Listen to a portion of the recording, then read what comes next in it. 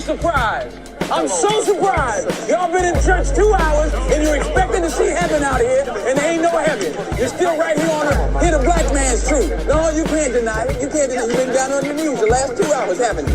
Begging some God to help you in the hereafter. But the hereafter is right now, brother. The hereafter is here and now.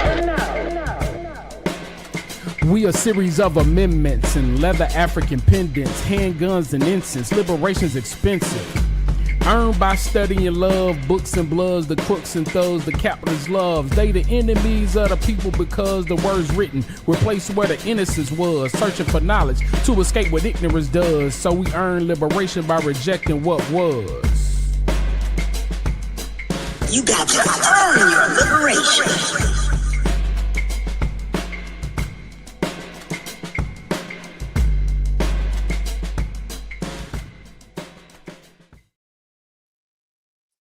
All right, I did it. I did it. Well done. Coldest intro on the planet. Salute Right? to Skip again, man. Did we make the installment on the payment for that? I hope Where are we so. on that? I hope so. I'm Because paying last them time he showed up knocking on my door and I had to scramble out the back, it was Right. crazy. I didn't appreciate that. Yeezy. Be running through these tree-lined streets talking about where's my money. We still ain't paid. Y'all help us get that money up so we can pay for that intro. Yeah, man.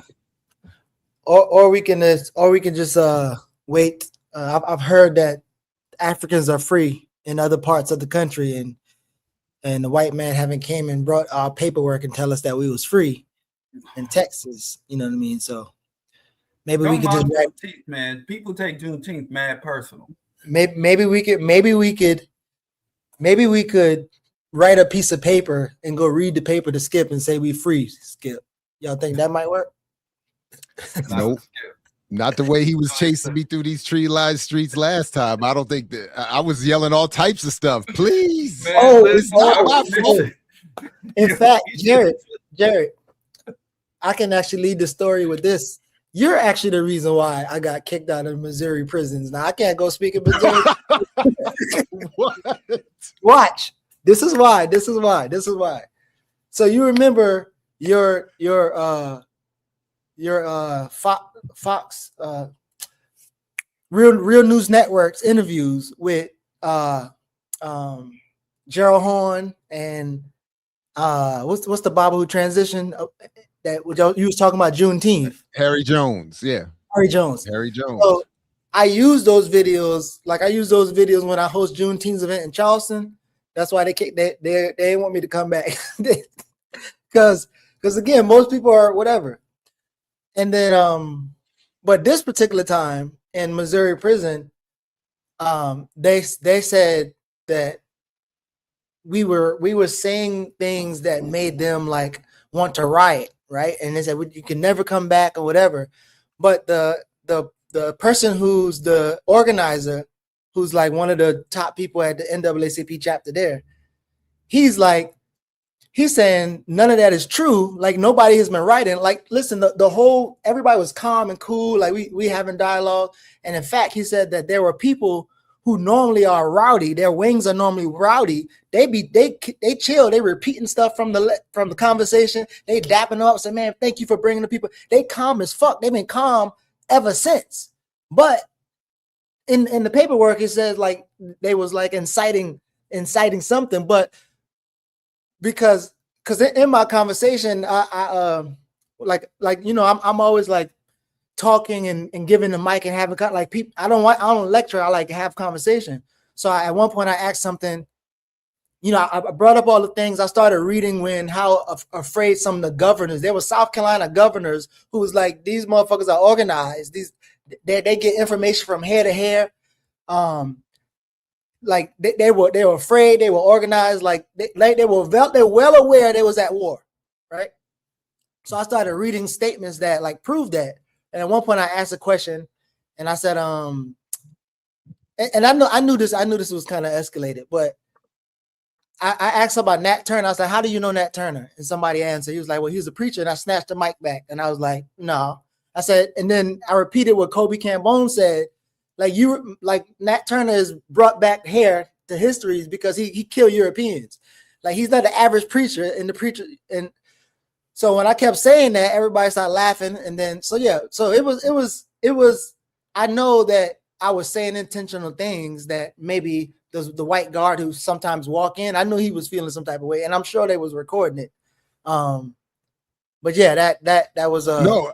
Well, first of all, I'm honored to have played some role in that. But the reality is, the truth is that both Gerald Horne and Harry Jones bring an accurate, more critical analysis of that history than most people would want associated with the story of Juneteenth. And I know this, I think we're going to get to this later, but this is actually an interesting overlap that since you mentioned Harry, the late Harry Jones, who used to, for folks who don't know, he used to be the head historian at the African American Civil War Memorial Museum on U Street in DC. And when I first started doing WPFW radio, shout out to them in DC, Harry and I actually had a slight issue because Harry was, as some used to say, Dr. Clark and others used to say, he was a scholar without portfolio. He was Mr. Harry Jones. He was without a PhD.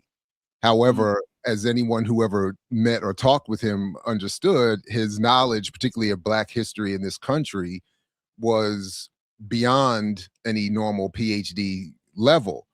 But when we first, there was, I think, just some misunderstanding, and he had made some comment about, something like PhDs get on the radio and they think that they're this and that and that and this, but they don't know these histories and that and that and this. And I was just kind of like, always, and my attitude was always,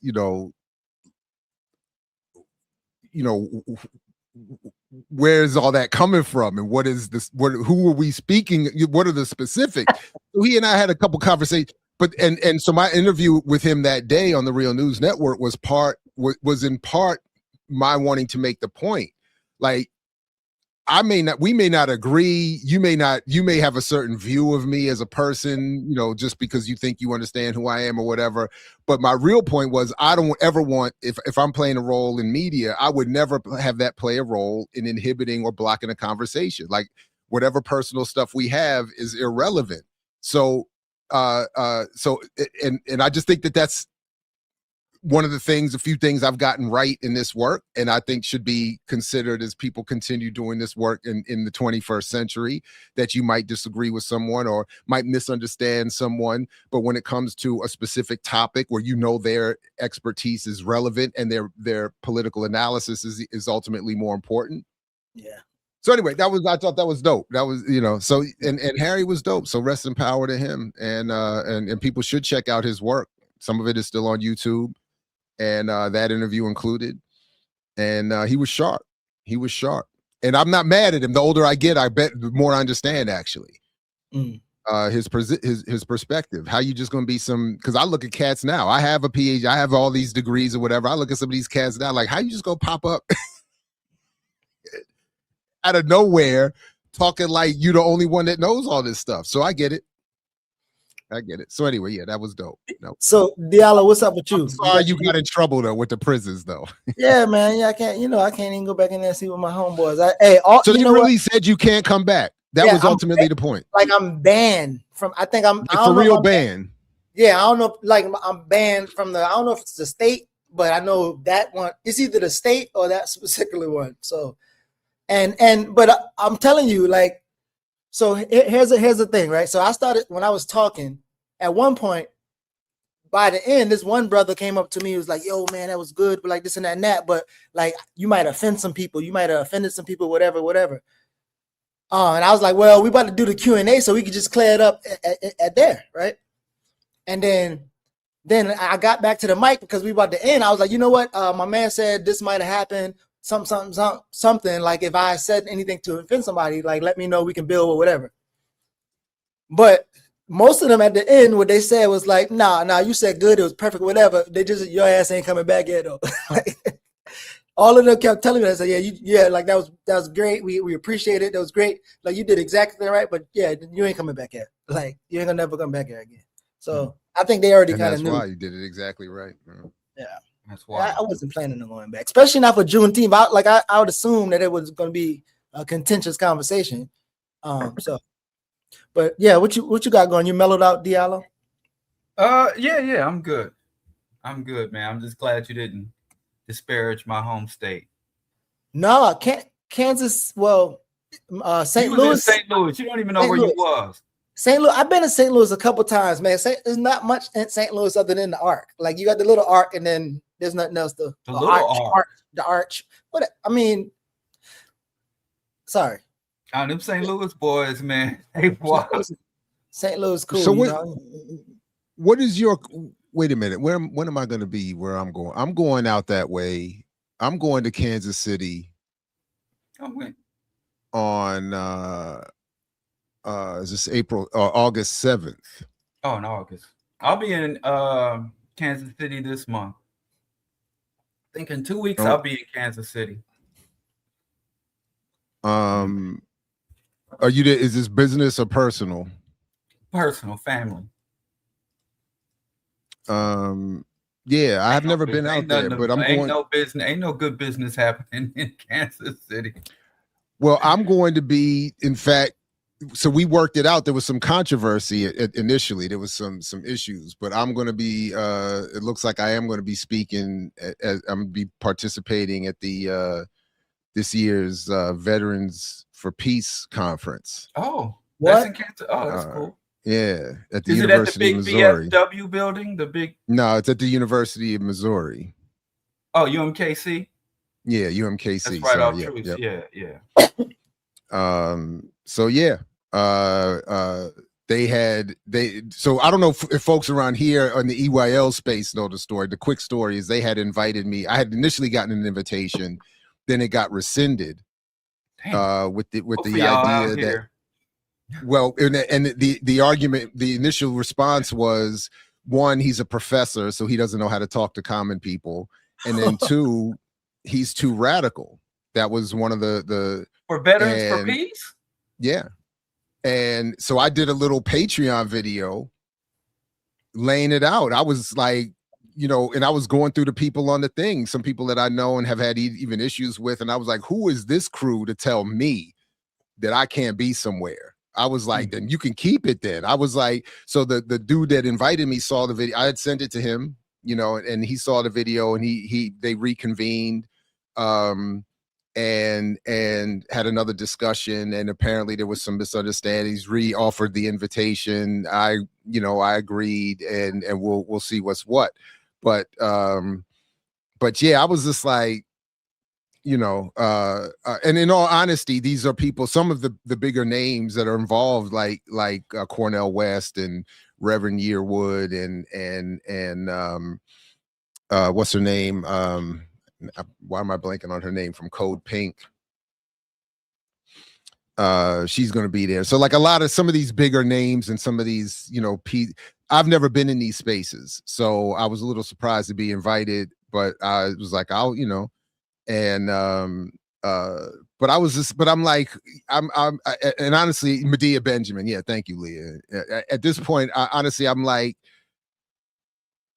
I admitted in the video, like I have enough of an ego where I'm like, who are you to tell me I can't be around? What are you all doing that is so special that if Jared is there, it somehow messes up, so I was just like, I'm good, but they came back. Everybody was a little bit, I thought appropriately apologetic. The dude I've been in touch with has been very nice. It was not his fault. So we'll see. But yeah, so I'm gonna head out there for the first time. I've never been out there, so we'll see.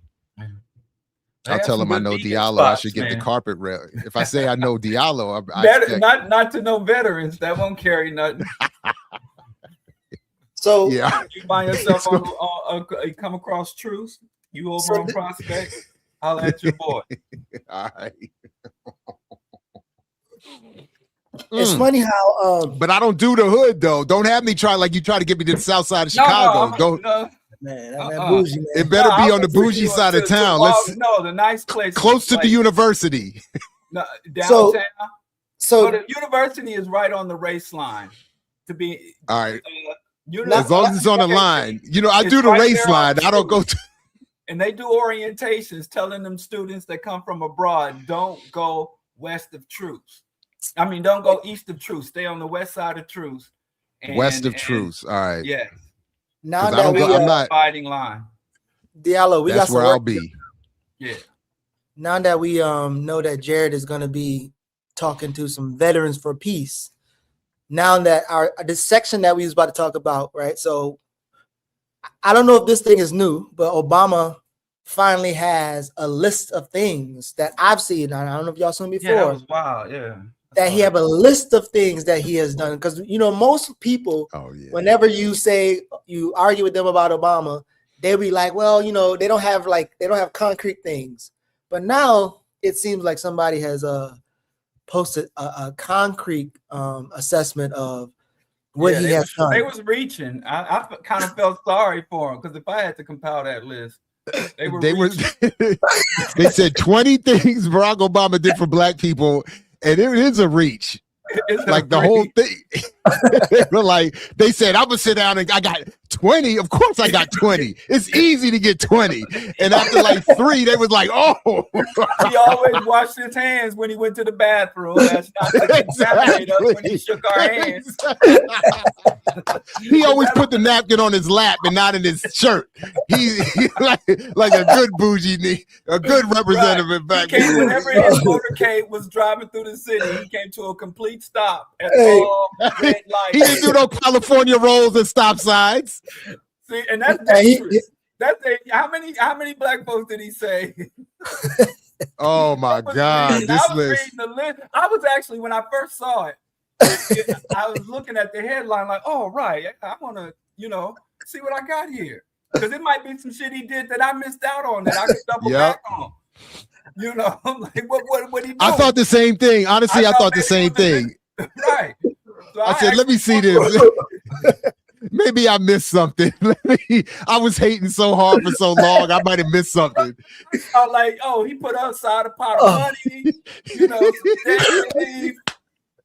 some housing shit. Hey, man. Wait, put that back up. We got to go through the list. I honestly was like, Obama might have done some shit, and I missed out, and he might still be marinating, floating out there. Well, wait. So slow down, Jared. So, really quickly, and I text you this, and I don't know, but this Afro think tank, it was partnering with Oda Dread, and I was like, are they connected? Because I was trying to figure out. Oh, that's right. I was like, who is this? And I don't know, but yeah.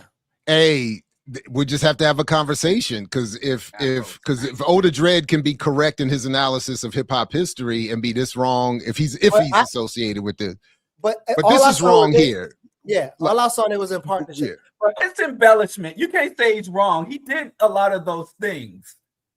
So I think it's a lot wrong. No, it's embellished. It's embellished, and so that's my point. That's my point. I think, all right. And I think we can do that if y'all want to. I think somebody need to go through each of them. Did you say accomplices? What is this word?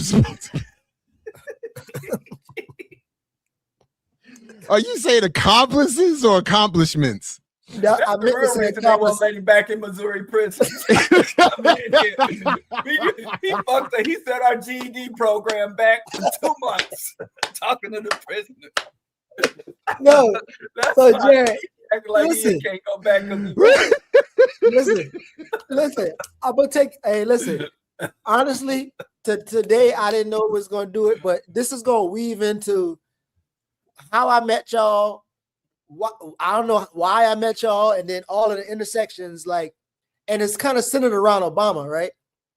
When I in 2008, I was graduating college. I was finishing college, communications. I was doing journalism. Before that, I was working in radio, and before that, when I was still in high school, I was working at Channel 4 News in Mount Pleasant. So I always was doing journalism stuff. But anyway, so Obama, when I was in college, Obama was just he was easily, you could easily see he was trash for multiple reasons. He didn't even have to come to say anything about Cole, say anything about Obama and Clinton. And so, yeah, I watch you react to the debate again, and just to kind of see where people come from and where they was at. And I remember being around Baba Baruti, Marimba Ani, and the minute I start asking them particular questions, I like get isolated out of that space. And it's like basic questions. And Diallo, you frown, but you remember one of the things whenever we challenged his book Asafo, or whatever the thing was, and he was saying like, well, the feminization of black men and something happened that they won't be able to fight anymore. Yeah, right. So, but to see that, like the many thoughts of all the people who had these different thoughts around Obama, Jared, like I'm curious how you, because like you literally was there, like you was literally there, and you like interact with people, and now you're like at this point here, and not only is Obama got a motherfucking center, he got a center. He got stuff like this. Like it's like. The one thing I just want to say real quick before I forget about that I realized because that was in how I wrapped up the 4th of July last night, was revisiting the Great Harlem Debate. And it was fun. I had not listened to it in years, and I hadn't listened to it in full like that since maybe the initial event. All jokes aside, I think what the three of us and our other comrades are attempting to do in these spaces, whatever its limitations are, I do think it's incredibly important. Because going back and listening to that debate last night with a kind of sadness after, some of the reminiscing about who passed, and the sadness is that we have not evolved politically. And in fact, I think we've gotten worse. And it was clear to me listening last night that my generation had inherited a mess in terms of a black collective politic that I would argue, was the picking up the pieces after the COINTELPRO era wiped out all of the best forms of these efforts. But the horrid, like I was trying to be polite last night, especially when thinking about people who we were listening to are now gone. Mm-hmm. But a lot of the analysis were really bad. And even some of the ones that were meant to be good were not as good as they should have been. Glenn Ford was probably the only one that I thought fully captured in total all that needed to be said and done in that moment. So I just think it's just aided him. Like some other people aided him with their limitations. Like I think the person either before or after him, like they said things, but you could tell they have limitation. But the problem was, and this is what I remember vividly, the problem was Glenn was really one of the few people who had the correct analysis, but who was really to fully stand on it in front of other black people. And what I think has to be remembered as people revisit this history of the Obama era is that there was a tremendous backlash from within the black community and from within what were supposed to be politicized spaces in the black community, who were not, now they could claim it was a tactical thing, they could claim whatever, but they were not wanting to be associated with public aggressive condemnation of the Obama candidacy and presidency. And Glenn, more than anyone that I saw, down to people at my level, we got the levels of abuse from within the black politicized, never mind the rest, community was atrocious. And you heard some of it in that debate. Even when Glenn was being introduced, Dr. McIntosh had to stop to point out that there were people in the audience who had been emailing him aggressively and with hostility about his positions. Like it was, and then you could hear, and nobody who took the position defending Obama, not one, I thought, offered up any sound, logical clarity as to the reasons why they were doing it. It was. And what's worse? What's Please. Even worse, in my own personal experience, after Obama's detractors were proven right, those who were they supported him, huh? were they like proven right? What do you mean proven right? Like perceptually or factually?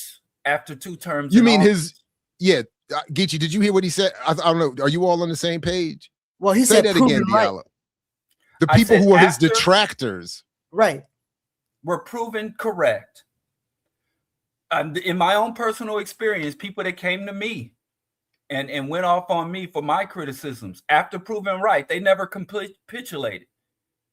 And I think if you are loud in support of something, and you need to be just as loud and aggressive in your,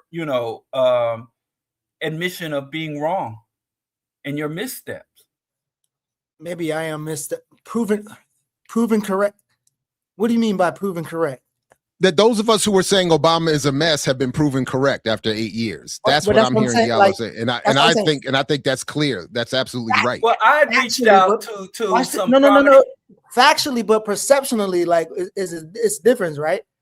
Like people on the left can say that, like, see, this is proof, but then I'm only talking about the people on the left. I'm only talking about people like Dr. Leonard Jeffries, and other people from the left and Dr. Linwood Tauheed.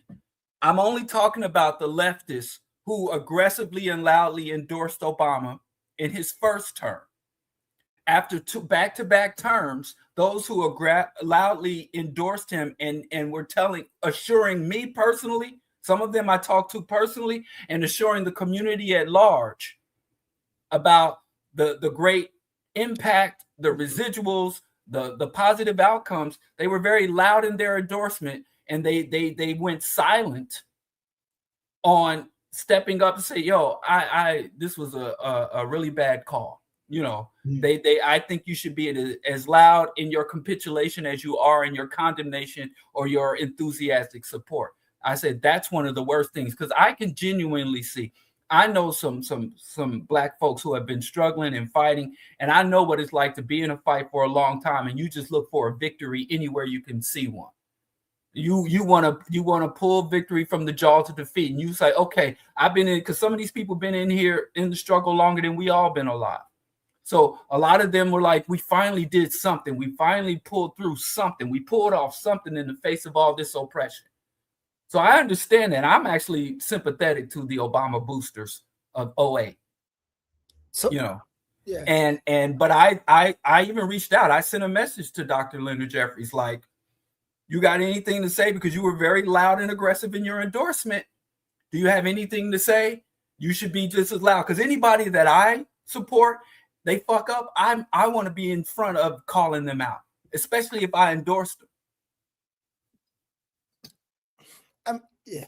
So I think that's kind of, so when I was telling y'all at our community thing with the data center, a guy named Hakeem, I asked him in front of people, I was like, if the things that you are saying in support of this thing find out to be false, will you go back and correct the record? And in front of everybody, he said no. And everybody's like, and then in turn, what he felt that I questioned his blackness, right? So I guess what I'm trying to figure out is people's perception of Obama and that impact, right? So whenever you said it's proven to who, and I, because when I was looking at this, I found that there were people that I thought were more radical, like I used to, because I guess I'm coming up from, I used to think Marimba Ani was like the most radical person that we had, and then in practice, in practice, those people or people that follow her, it's just not say it with your chest. Like, what were you saying? What was you about to say? In practice, don't like there's no like dot. In practice, there's no ideological struggle in those spaces. But do with Dr. Ani? Huh? Say that again. What that got to do with Dr. Ani? What you mean? What that got to do with her? You said I used to think Marimba Ani was radical, one of the most radical. Yeah, and what I'm saying which would suggest that you no longer think that. Then you proceeded to talk about what other people around her did or didn't do, as opposed to tell us what Dr. Ani did to cause you to relinquish that perception. Okay. I'm sorry. So what I'm saying is the analysis, like the analysis that everybody gave at this great debate, right? Because remember, I start this off with I enter Obama in like graduating college after having like a minor critique, and the way I was developed or politicized or whatever, like I came through like the African Center movement, and so like I used to look up to like people like that. But I didn't know, what I'm saying is I didn't know their political limitations. Even when I read Yurugu, I'm suggesting Yurugu to people, and then as I get older, I see how she like handled Marx in Yurugu, and I'm just like, oh, that was whack, and or if that was limited. So I'm not saying anything personally about her. I'm saying so you still think that she's the most radical? No, I think she has limitations, and the limitations were exposed. She's human. All right, so what are we saying? I didn't hear the specific reason why you don't. Don't we put people on pendulums of who is even radical and more radical? Because we start this off with Glenn had the clearest analysis, and that's what I'm saying right now. Okay. And so I mean, you've just been disparaging a lot of people. I take personal.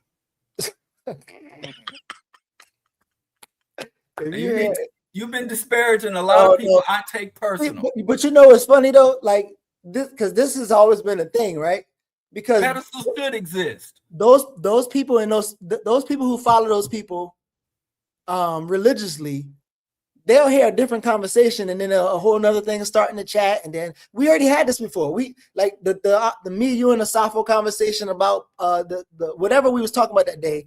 We had people they say they're ready to kill us at the point because we're going against their babas and mamas and whatever. So you know that the type of conversation we can have here, however to tie up, it can get miss whatever.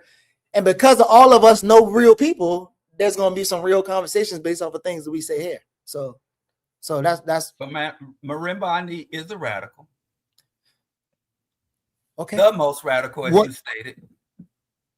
One of the things that I know that wasn't clear from the chat, and I should have probably addressed it last night in the chat there, but I'll at least say here, one of the things that was clear that some folks didn't know or were not aware of was that Marimba Ani was formerly Donna Richards and a member of SNCC and a former spouse of Bob Moses. So a lot of people forget that her pathway to where she is now, whatever people think about it, involved a lot of in the streets, real work, on the front lines. She did the thing. She did all the whoop that everybody says you're supposed to have done in that generation to be whoever you're supposed to say you are today. So she did all of that. Again, I think that there are, especially now at this age, looking back, if I were to read Yurugu, I'm sure there are a number of things I would take issue with. But I think the biggest flaw, just grand in the grand thing in terms of the African-centered approach to Marx and all of that came up a little bit last night, is that one, I don't think a lot of people in those spaces read sufficiently Marx and his work before they offer the criticism. And then I also think that even in the case of Mama Marimba, most do not give an appropriate credit to the Black world that did pick up Marxist-Leninism as an idea and did some mighty things with it. So that's always the part that I've struggled with. It's like, you don't have to like Marx, you don't have to advocate this and that about Eurocentric, and I'm fine with that. But let's not cut off this whole African world that picked up that work and smack somebody in the mouth with it, to put it plainly, is in one, like that's that, because at the end of the day, my frustration with the African-centered world, and I used to be in those spaces a lot, is that when it came to a practical application of the ideas, it would often fall short. And a lot of people who would have these criticisms of Eurocentrism and whatnot would, in practical application, do things like vote for Obama, support some other sort of, so that was my only thing with that. And I've dealt with people telling me that my atheism is white. And of course, socialism, Marxism is white. Hell, now we up on some. Now democracy is white. Now, go talk to the Traore tribe or the Traore hive. The Ibrahim Traore is a white boy. Oh wow. Oh, because of the Sahel. Yeah. I'm just saying. Yeah, I mean, that's a flaw of the African Center community. Anything you don't like is white. You know, I don't like is white, and that's been a way of. But even if someone has someone's radicalism, someone's commitment, someone's track record cannot be, you know, distorted because they have an incorrect or bad analysis. We know that you know, as the old saying goes, sin is not what you do, but the spirit in which you do it. So even though I disagree with her from her criticism, her position on communism to her positions on spirituality, which is very popular. Yeah. You know, I stand alone on my critiques, but I ain't about to say she's not a radical. So when I didn't say she was a radical, I said she wasn't as radical, right? So the reality is there's a good chance that she probably wouldn't have been in that space, right? So for instance, even for me, and I text Jared this all the time, like, again, I'm a young dude. I'm learning of these cats at the first time, and Jeffries never made sense to me. Like I read the one that made the most sense was Marimba Ani. So I that's why I was studying. That's why I was always talking about Yurugu, Wade Nobles. But like Jeffries, I was like, that's somebody who I wouldn't even call a radical, and that's just based off of how Dr. Jeffries. That's all I'm. Listen, Lord have His mercy. You can argue it if you want, bro. Like I'm telling you, I'm just saying I don't have that. You know, he used to have to give lectures in a bulletproof vest. Yeah, so does Charleston White. Yes. Oh my God. So wait. Why did Charleston White have to wear the vest? Listen, you just why did Dr. Jeffries have to wear the vest? I don't know, man. You don't know? You just know a vest is a vest. All vests are created equal. Listen, I'm gonna go refill my coffee cup. I'll be right back. At this point, I don't know what radical means because it's like we're going to get into the root. But anyway, wait, whoa. A radical analysis what does radical mean to you? To be able to get to the root of a contradiction. So you know what radical means. Yes. That's what I'm saying. Not just a contradiction. Not just a contradiction. Okay, man. But yes, you're barking up the right tree. Teach me, Diallo or Morpheus. I'm not trying to teach you anything, but you just said I don't even know what radical means. It means the same today that it did yesterday. Well, I'm saying according to people who are just throwing everybody into a thing, if you can have a radical assessment of different things. Like I don't know that. Yeah, I don't know that radical means like you just everything total encompass is radical. You can have like reactionary responses in particular ways, right? Then you're not a radical. Radical. Okay. Well, that means radical means to assess things from the root. Yes. You don't deal with symptoms or surface. Yes. Now, but you can have a right-wing radical. You can have a left-wing radical. You can have someone who can understand something at its most fundamental component. See, this is the problem right here. Perpetuate that. Problem, radical and extreme. Okay, that's not what it means. That's how it's used. That's like when they call them the DSA communists. So we don't let people who are misusing ignorant people dictate to us. Of course, you have to struggle for language. As Kwame said, they are not our teachers. So anybody that says radical equals extremist is an uninformed, uneducated person. So they dictate. We don't say, oh, we got to switch up now because idiots have entered the chat. You know, not that person said that, but I'm just saying because somebody that doesn't understand something enters the Discord, they don't start to dictate what shit is and what shit means.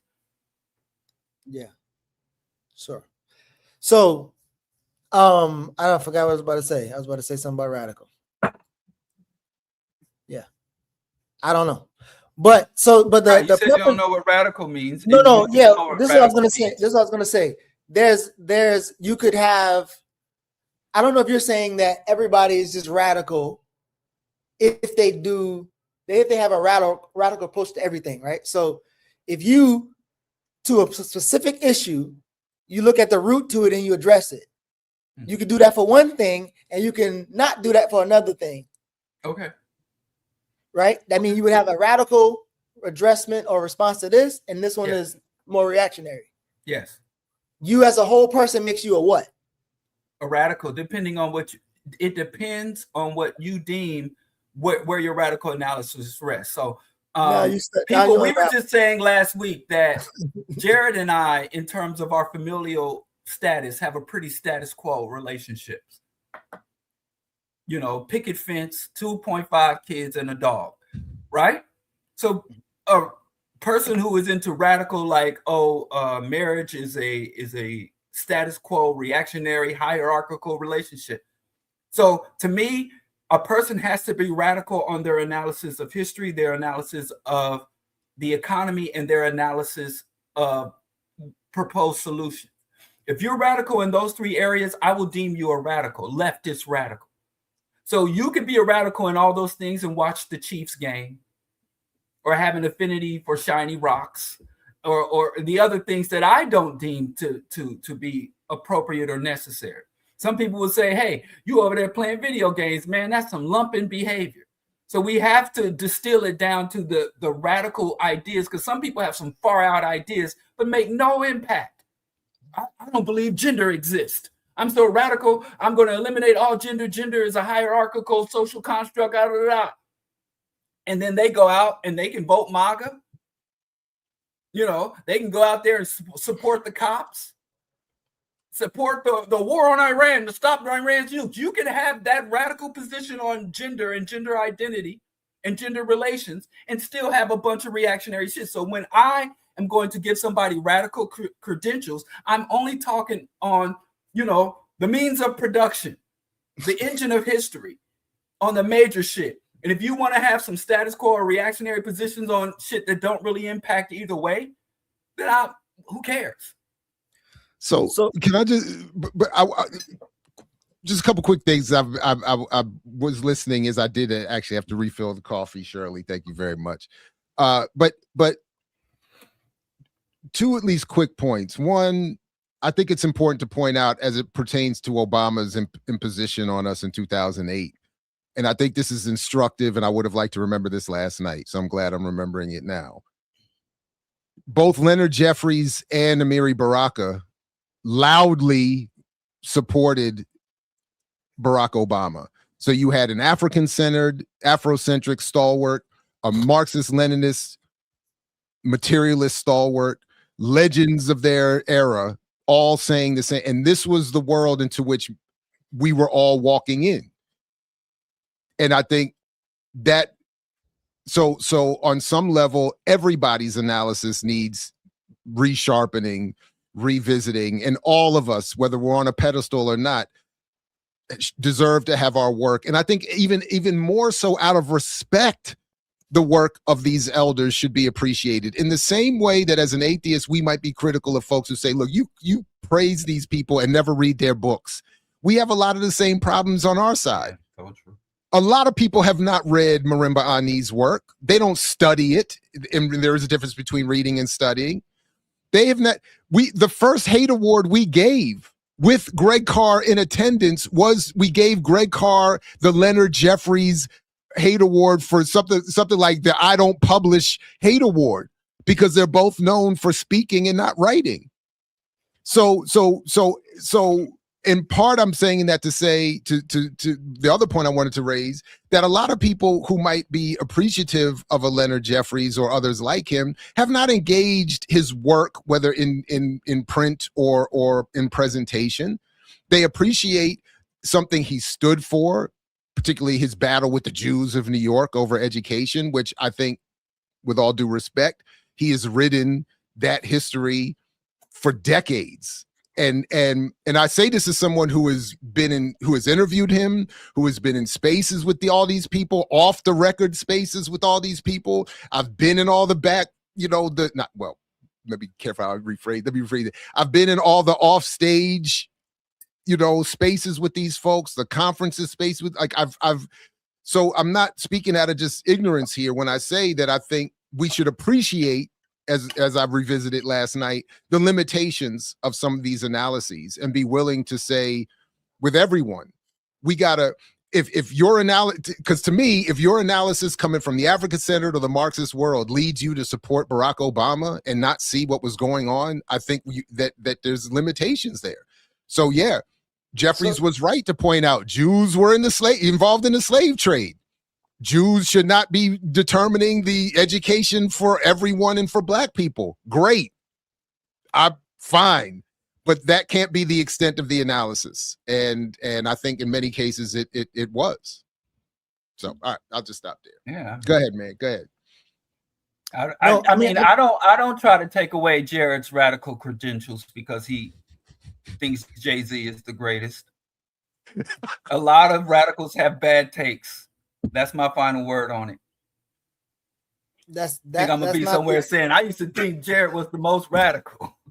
That's not the I saw him driving down the street bumping the Black Album. Listen, you know what you would do though? You will reframe anything and you will push down on it. This is why I started with, hey, me developing at this point, right? On my way of developing from college, an analysis on Obama. Jared obviously had analysis on Obama, and somehow when Bart and Bill start doing these discussions, which we include you in, which we will talk about in a sec with anti-intellectualism, and then we're trying to build our analysis, and then it's like, oh, this brother Jared wrote this thing. And I'm in Baltimore, kind of like, all right. And then, so I'm talking about like just the full circle of stuff. So when I'm saying not as radical, it's like I'm recognizing her limitations as I'm getting a little bit older. Because before, like, and then I wasn't which even. Which is what you should do. Yeah, that's appropriate. All right, so that's what I'm essentially saying. But like, you're making it. But you don't be taking credentials and titles from people. Listen, the way you jumped in, you will create this. That's what I'm saying. So you will create this conversation when I'm really saying this thing. So if you just, moral of the story is that you let me finish and talk. You let me finish and talk. Moral of the story is you let me finish and talk. I'll probably get it out. But every time you, that's why you can't come back to Missouri. You don't respect your elders, and we learned that in the Midwest. You know what? Now that I know it, it probably was you. You probably talked to the man. You probably. That's why you can't. That's why probably your cousin in the jail. You know, Missouri is real. Missouri is the show me state, man. That's probably your cousin in the jail. I already knew. That's the buckle of the Bible Belt, man. You got to keep it a buck. But did you hear reasonable doubt though? yeah, that's it. That's all I heard. So listen, man. That's all I've been doing. Same shit. I hope some folks really, if you want to, because again, I think I was trying to have a conversation with multiple. Target to pick up that commemorative. I can't. You going to Target? Jared lined up outside of Target with his New York cat, his tilted New York cat. Maybe Diallo didn't do the homework. That's because normally when he don't do the homework, he comes. Jared gonna be outside of Target with an Averex bomber jacket, a Gucci sweater. When Diallo doesn't do the homework, he comes to school and pulls the alarm, the fire alarm. Some 40 below Timbo. Never get nowhere tonight. In the middle of the summer, Jared about to have about to be over already. Jared. Diallo calling bomb threats to the school. God damn, boy. It's like a daycare. It's like running a daycare in this motherfucker. I did want to say that if you answer the question. No, just real quick, I forgot to say, if you I think that there is, especially hearing it again last night, you could hear the familial connection from Leonard to Hakeem. Yes. That's what answer the question. I promise you. Go ahead. What was the question? Who has to answer a question? No. What I'm trying to say is didn't answer the question, but I'll let it go. I know the answer. That's why I just thought the. All right, my bad. Geechee, go ahead. I'll answer it later. Go ahead. No, honestly, I'm participating and listening. So I'm being a listener. I'm like, and like, it's obvious that you rewatched the video, right? Because that's why I was like, oh, we should probably watch this video because it's highly relative of this Obama 20 things he did right, and like look what we were at in 2018. We didn't even go through the list. I wanted to go through the list.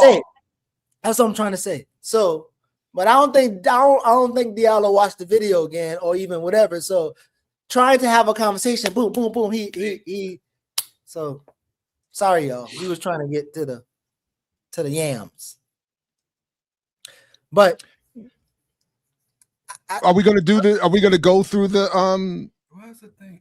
nah, because we might as well go to the next story. Because All I right. mean because like what I was saying is I hope somebody, if anybody wanted to seriously do, or we can do it at another time to go through each of them and I would like to do it. Yeah, so that's what I was thinking about doing.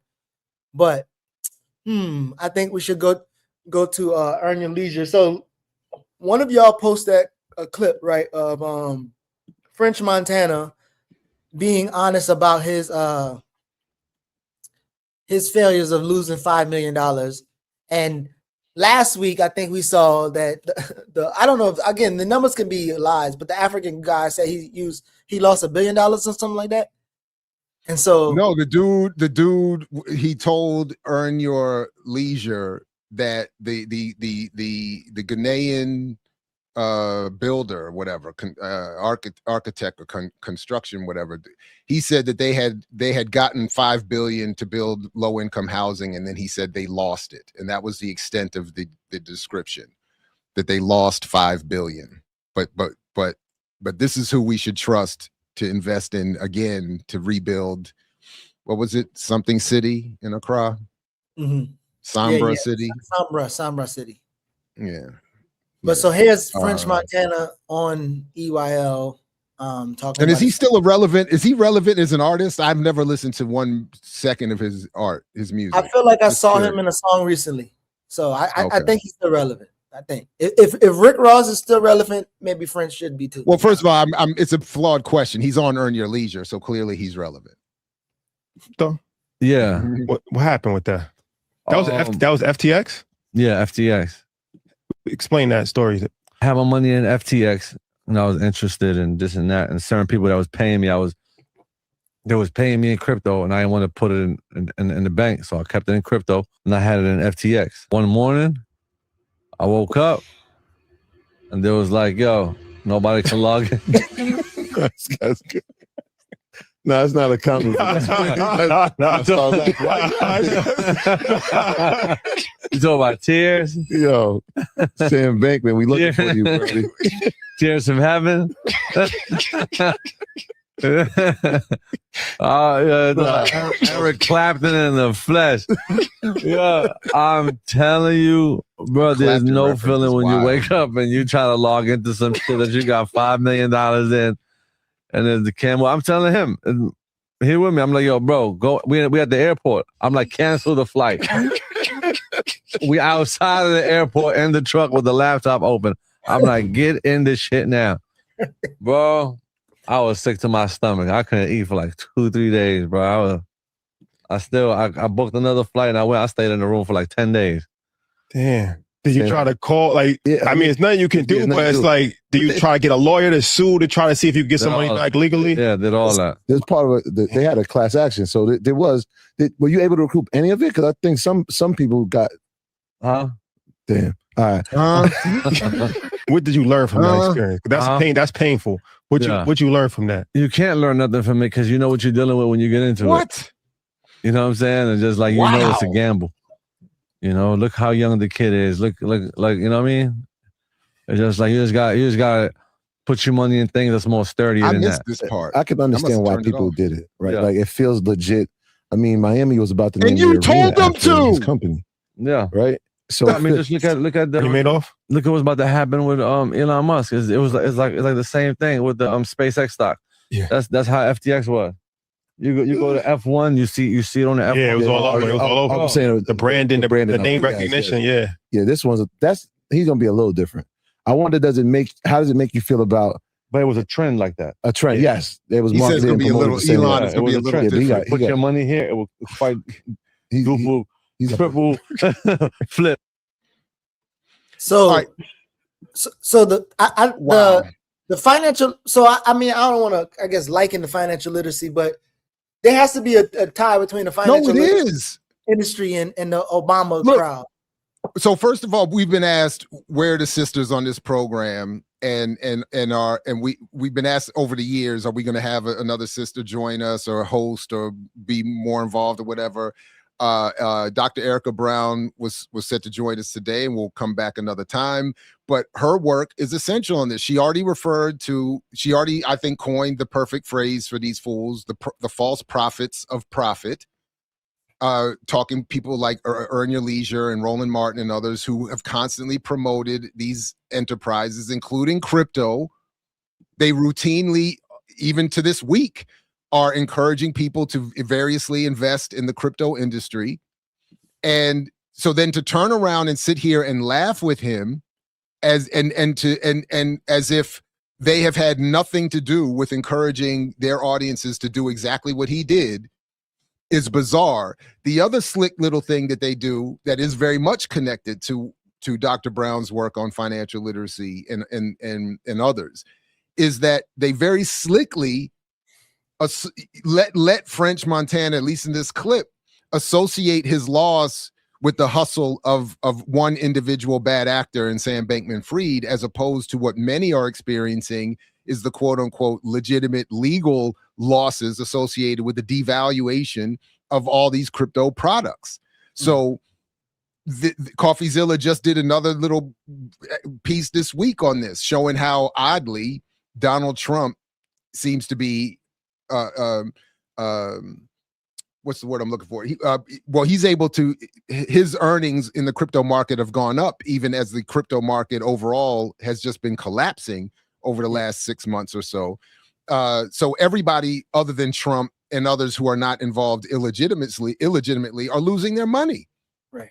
The people I was sitting next to as I was writing that chapter, I overheard a black couple talking about how she lost 30,000 in the legit market. And instead of saying the whole thing is a scam, they say, no, only this one individual was a con artist. The overall market and crypto world is not a scam. And since EYL is constantly telling them to do that stuff, it's only that you got caught up with this one individual bad actor. So that's just, yeah, that was bizarre. So Diallo, one of the things that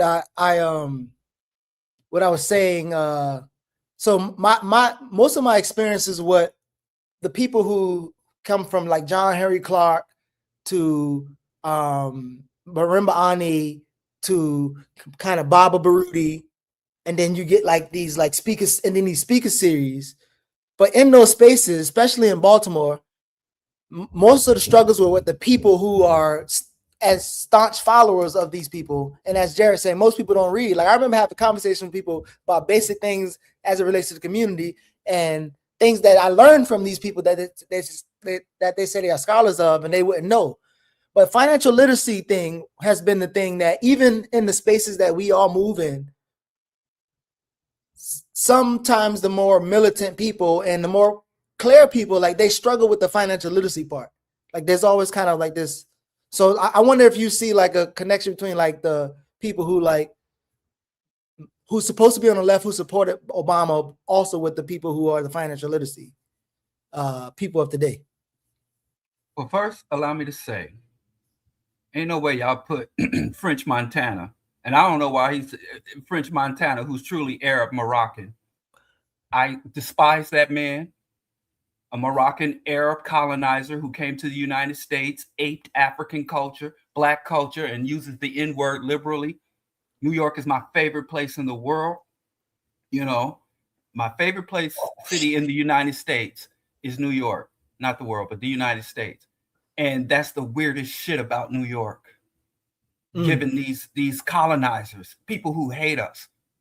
Morocco is colonized and African people are enslaved throughout North Africa, including Morocco to this day, in chattel slavery. And for him to be, so shout out to EYL. If they truly are responsible for him losing $5 million, I would like to congratulate EYL. And I think I'm a lighten up on them for the rest of the show in appreciation and celebration of them hitting that dude's pocket. Because he's a culture bandit. So now, in terms of financial literacy, is actual financial lunacy. That's what we need to start calling it, financial lunacy. I'm going to say this all the time. teaching people who have no assets financial literacy is like teaching a people who have no food how to cook. Mhm. You know, you passing out cookbooks to starving people. Right. And over 1%, the billionaires own over 50% of the world's wealth. Mhm. And that shit is locked in through legislation and military enforcement. And then the few black people there are a buffer class. So I think we need to start using the proper term. These few black people who got 2 pennies to rub together, who got a car, you got a little house, you got a little car, you know, and you turn into a buffer, validating a genocidal, omnicidal system while extracting, you know, less than nothing. And the wealth you accumulate does not translate. Multi-generational wealth does not exist. You know, and so I think that we financial literacy people are literally con men. And they make their money by selling dreams, and it's a ministry, just like the preacher that's going to give you the afterlife. It's a ministry. They need to start calling it financial ministry or financial lunacy for the followers, and financial ministry for those selling that bullshit, because you're as likely to get rich as you are to go to heaven in the afterlife. So if you listen, from poor and working class. So I found out when I got out of college, because I was like, I wrote this this fellowship, this journalism fellowship for NPR, and it was explaining like the political dynamics of the Obama stuff. But that's why the lady, when she said you wrote a really good paper, it was great, but you sound like you needed a job as opposed to want this opportunity, because it was critical of like the 2008. Like, I'm literally getting out of college, and all the shit y'all say we about to be like, that shit has happened like right at then. So like, and you can see it, you could have seen it coming, but like this whole time I was like going through these videos, I just kept thinking about, like, I guess when I started to become politicized, and then how I started to interact with y'all. And then again, that for me, the financial literacy, I'm talking about like I remember being in Baltimore, one dude, because we as a Barterville think tank, because we studied Jared Book, this dude had people believing that like me in the South would like hate black people. And it would, like, he kept saying that to the little conscious community. And I'm like, only because we talk about circulate the black dollar, and then he talked about how he was, you know, he was buying all of the money. He was throwing money at everybody, so everybody liked him. But he also was exploiting his workers. So when I talk about the worker stuff, like, now I'm become a problem or whatever. So like, sometimes the class analysis in these spaces, I don't know, it's so aggressive that I don't even know if the other analysis are even legit at times. So I don't know. Like, some people's response to Jared's book over the years has been some real. I was just told the other day I'm not welcome in Baltimore's barbershops. That's because you ain't got no. I don't need them. No money. That's what I was gonna say. It ain't got nothing to do with your analysis. Them. Stop fronting. You and Geechee keep lying about why y'all getting barred. You walk in the barbershop, the damn barber know he ain't about to hit his quota with you. What? Line up your beard? Like, why? What are you gonna do? Line up the beard? Ain't no money in that. That's why you're not actually. Actually, the last time I did get a lineup on my beard, they charged about the same cost as a haircut. So they were like, "We gonna get you no matter what." Yeah, I mean, it's been a while, but it wasn't as much, but it was up there. It was up there. They were like, "You're not gonna just take up Kansas City, man. You got to step out, man. You can't, you know. I gotta be fly. Nice, you know, when you out there, you know, you got to get it. Go on and pay it. Kansas City don't play about that. It's the chair time. It's the chair time. The hustler. The best thing y'all got. That's what they calculate now. Oh, it's weird. Say what? I got to get back in touch with my community. I didn't know you had to pay for chair time in a damn barbershop. That's beauty salon. The barbers do. The barbers rent the chairs. I know that. I know the barbers, but I'm just saying they don't. You just pay for the procedure. You don't pay for no damn chair time. That's beauty salon talk. We're the ops. Well, back in my hometown in Mounts Corner, Geechee South gets his Carolina. shit lined up. I seen Geechee get his shit styled and lined up. Yeah, man. Shout out to Mustafa, man. Mustafa, Right, so he get me right in hand. Geechee money. Geechee be bouncing that dollar through the community. He exercises. Yeah, I do circulate the black dollar. But listen, Mustafa actually be playing us in the barbershop here in Atlanta. So can y'all say a shout out to the people who be in the barbershop? Hey, shout out to Mustafa in the barbershop in Atlanta. Barbershop. Yeah, but yeah, he be lining me up. Maybe I'm welcome down there. I could get you can come to Atlanta. They love you in Atlanta. Like the barbers in Atlanta love me. Like, but but Jabari. So in doing that, we've merged. In Atlanta. Listen, no, I'm just no, don't. It's actually worse. It's true. They love Jared in Atlanta. But Diallo. Phrasing. I said it. You got love. What did I say? In the A-Town. Hey, this kind of goes to anti-intellectualism. I'm gonna play an old clip of Diallo talking this shit for a little bit, and maybe Diallo gonna surprise us what we're gonna talk about in terms of anti-intellectualism, revolutionary, his experience. But so maybe I should set up. So before Black Liberation Media, we used to do these discussions where we have people from different cities. You might have an organizer in Cincinnati, somebody in DC, somebody in Nashville, I can't remember, South Carolina, obviously Diallo in Chicago. And before then you'll have to watch or read something, and then you come to the space ready to argue a point or answer a question that you already kind of saw and reflected on. And then you come, and then everybody has at least a particular time to speak the answer. And then at the end, there's like a struggle. And so our objective was to have ideas out and have like some of them, I ain't gonna tell you who's who, but have some of the more liberal thoughts, and then have some of the more radical thoughts. I can tell y'all who the most radical one on the thing. And then just have them dialogue so people can see some of the liberal ideas straight in real time, as opposed to being a part of a conversation. So this is Barter and Bill's debates. It's like 5 years ago. Yeah, 5 years ago. Yeah. I'm sorry, I was late. What's the time? Why you start, man?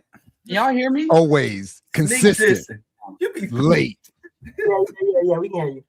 The time was diva. No, the time that I have to the time that I have to speak. You got. And I didn't hear. Also say I didn't hear nobody else. Don't care what nobody else has to say.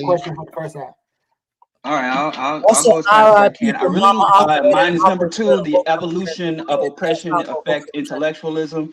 I really listen,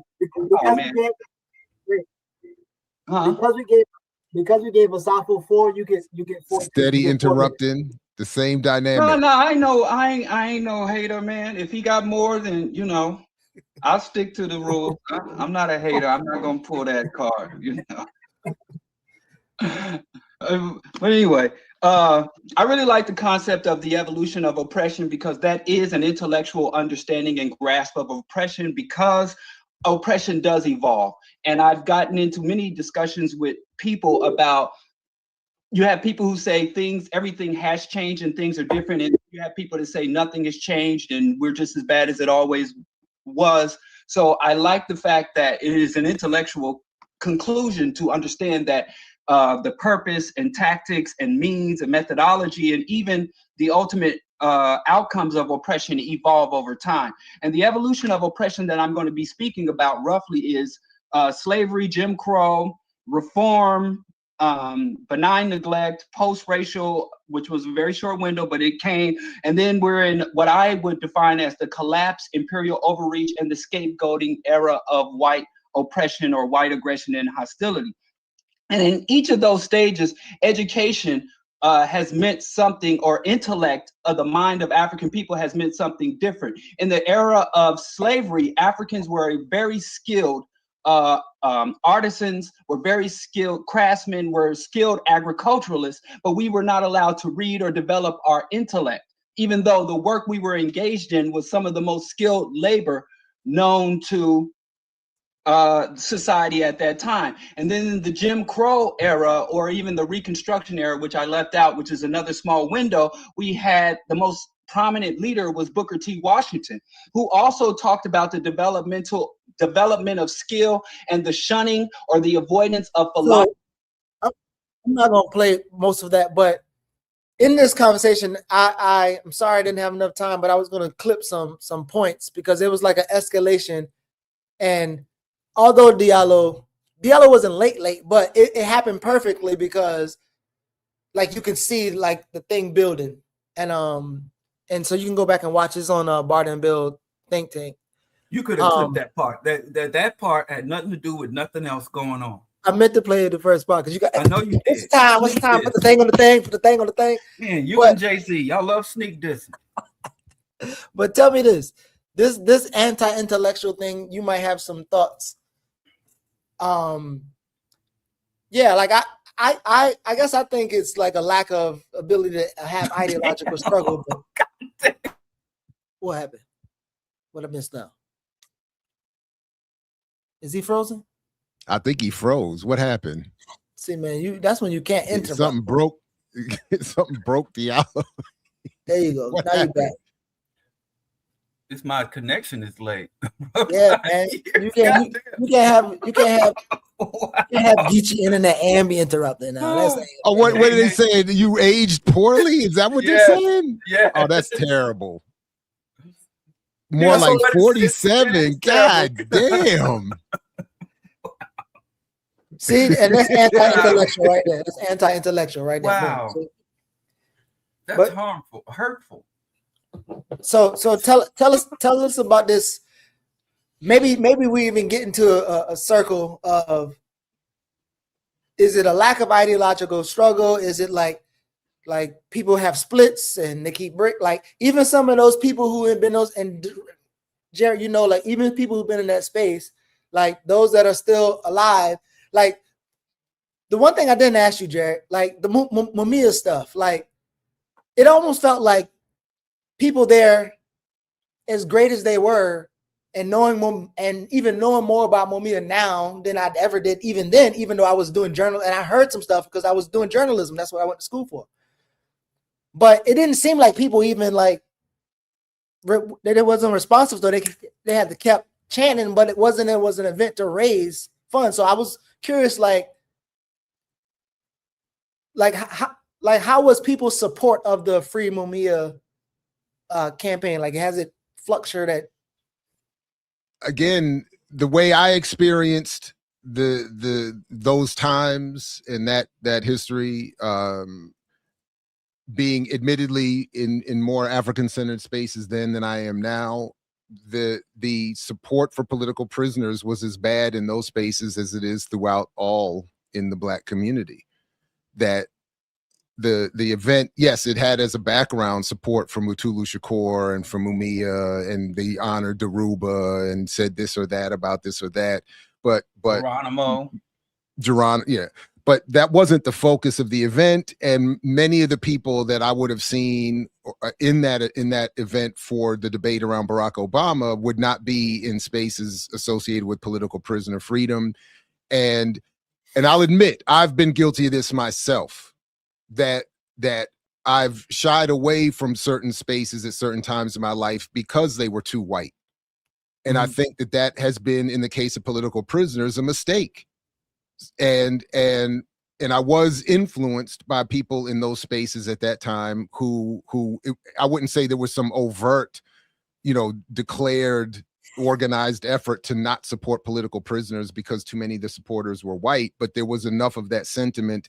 And I think that, coupled with many other things, led to an insufficient involvement, again, across all political spaces. This is a collective issue, but in African-centered spaces, there was no increased participation that I was aware of in terms of talking about, studying, or otherwise. And again, I have to say, George Jackson, who by now in my life is more important than maybe anybody, was not a centerpiece or included or referenced even in most of my Black studies, Africana studies, African-centered world experience. It was, and I think part of it, as was said to me in grad school at the illustrious Africana Studies and Research Center by an elder, basically saying, why are you reading Walter Rodney? He was a Marxist.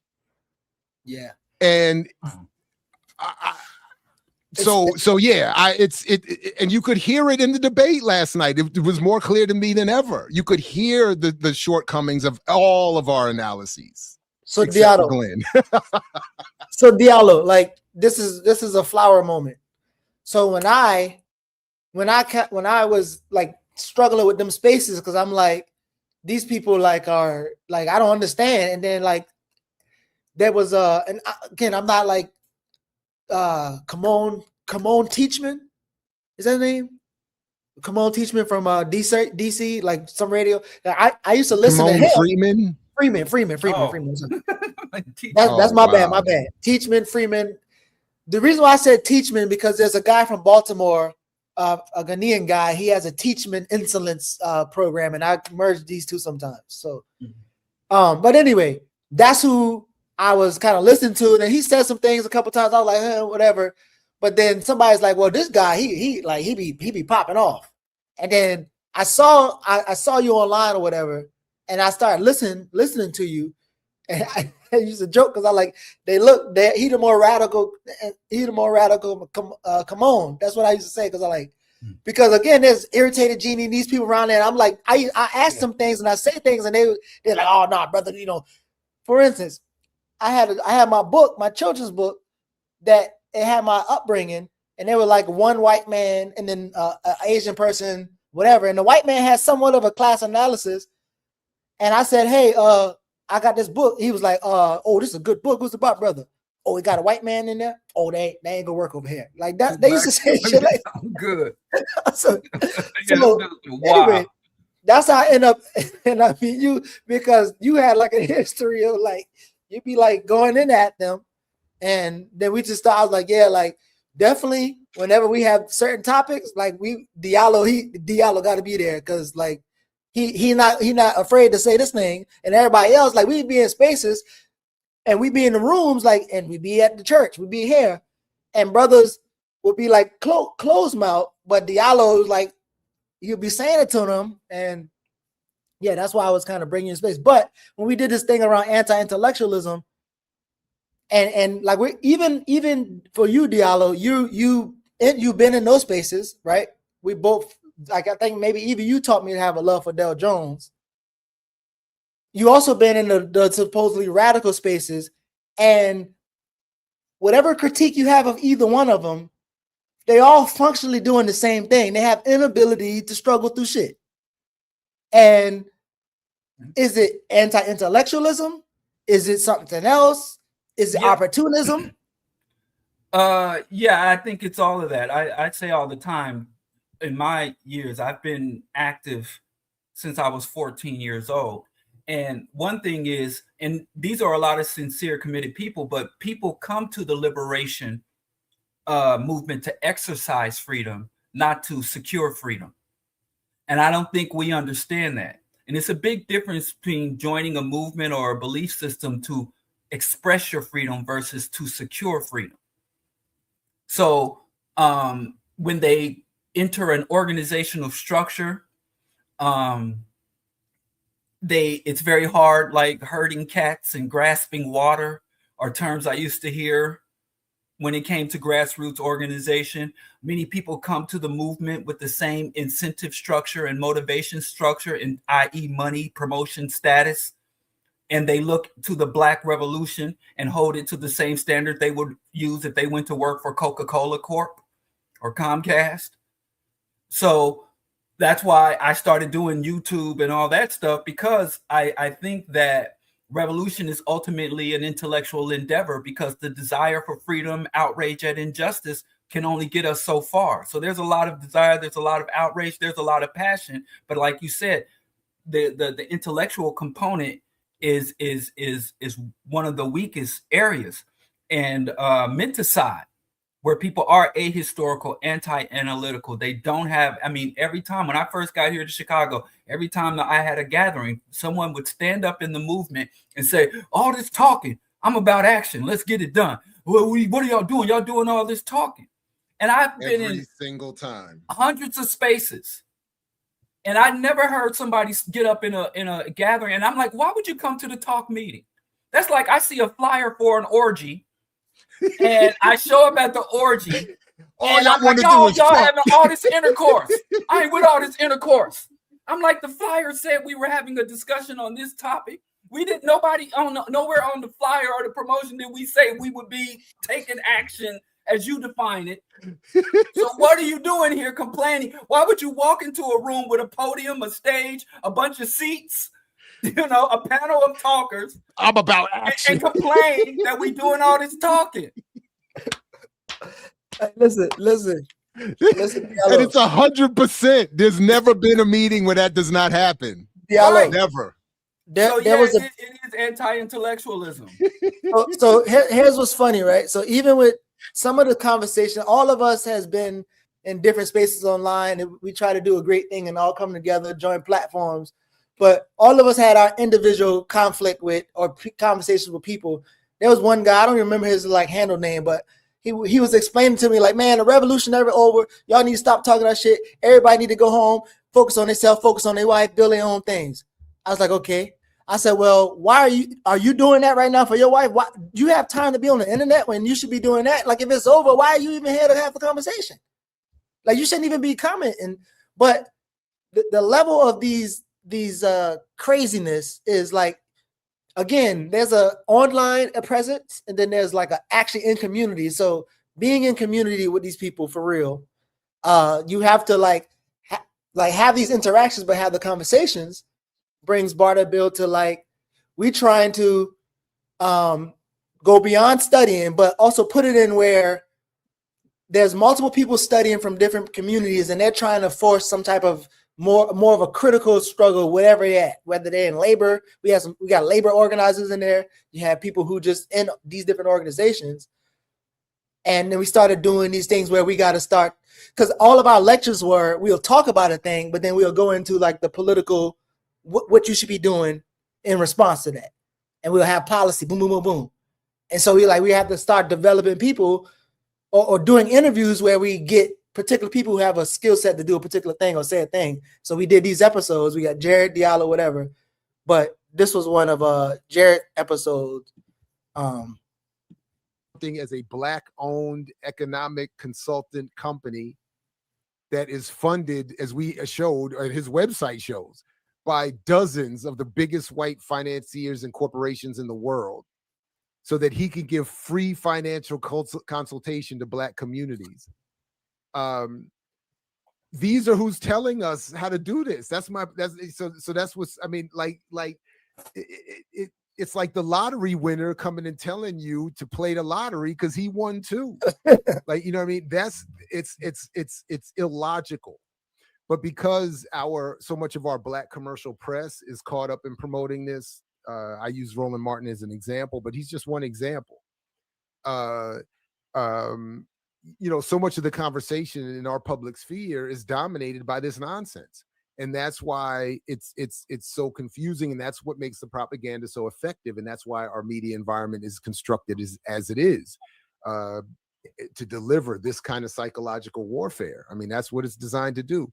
Specifically, so Jared, that's kind of where Jared done left out. That's how you come into play, where anti-intellectualism, lack of ideological struggle, whatever it is that's plaguing our organizations and our movement from continuing regressing. Like, how do you factor in psychological warfare with what Diallo is saying about anti-intellectualism or whatever it is? Like, what's your time? So if I can, I'll just there's a couple, I think one of you highlighted even a comment I would want to fold into this response. Where Bukio Snaka, I'm sure I'm mispronouncing that, forgive me, but says, I do think that too often we spend too much time analyzing and not enough time applying the analysis and planning. And then this other question, why is there such a fear to teach Marxist thought in higher education? And in some ways, I think both have there's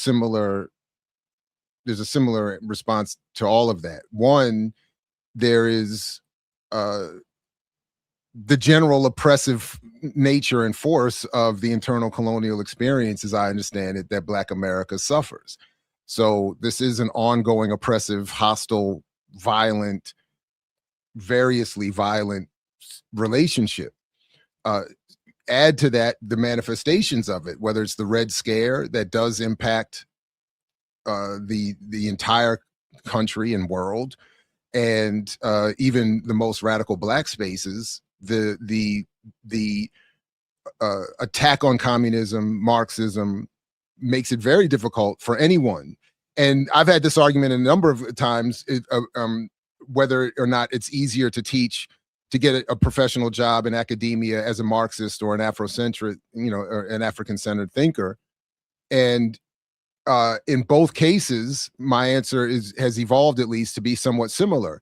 If you water down each of those politics, you can either one will lend itself to a fabulous career for you, depending on how else you perform in the academic world. I don't think either as a blanket category targets you any more than the other for erasure. It's how you apply it.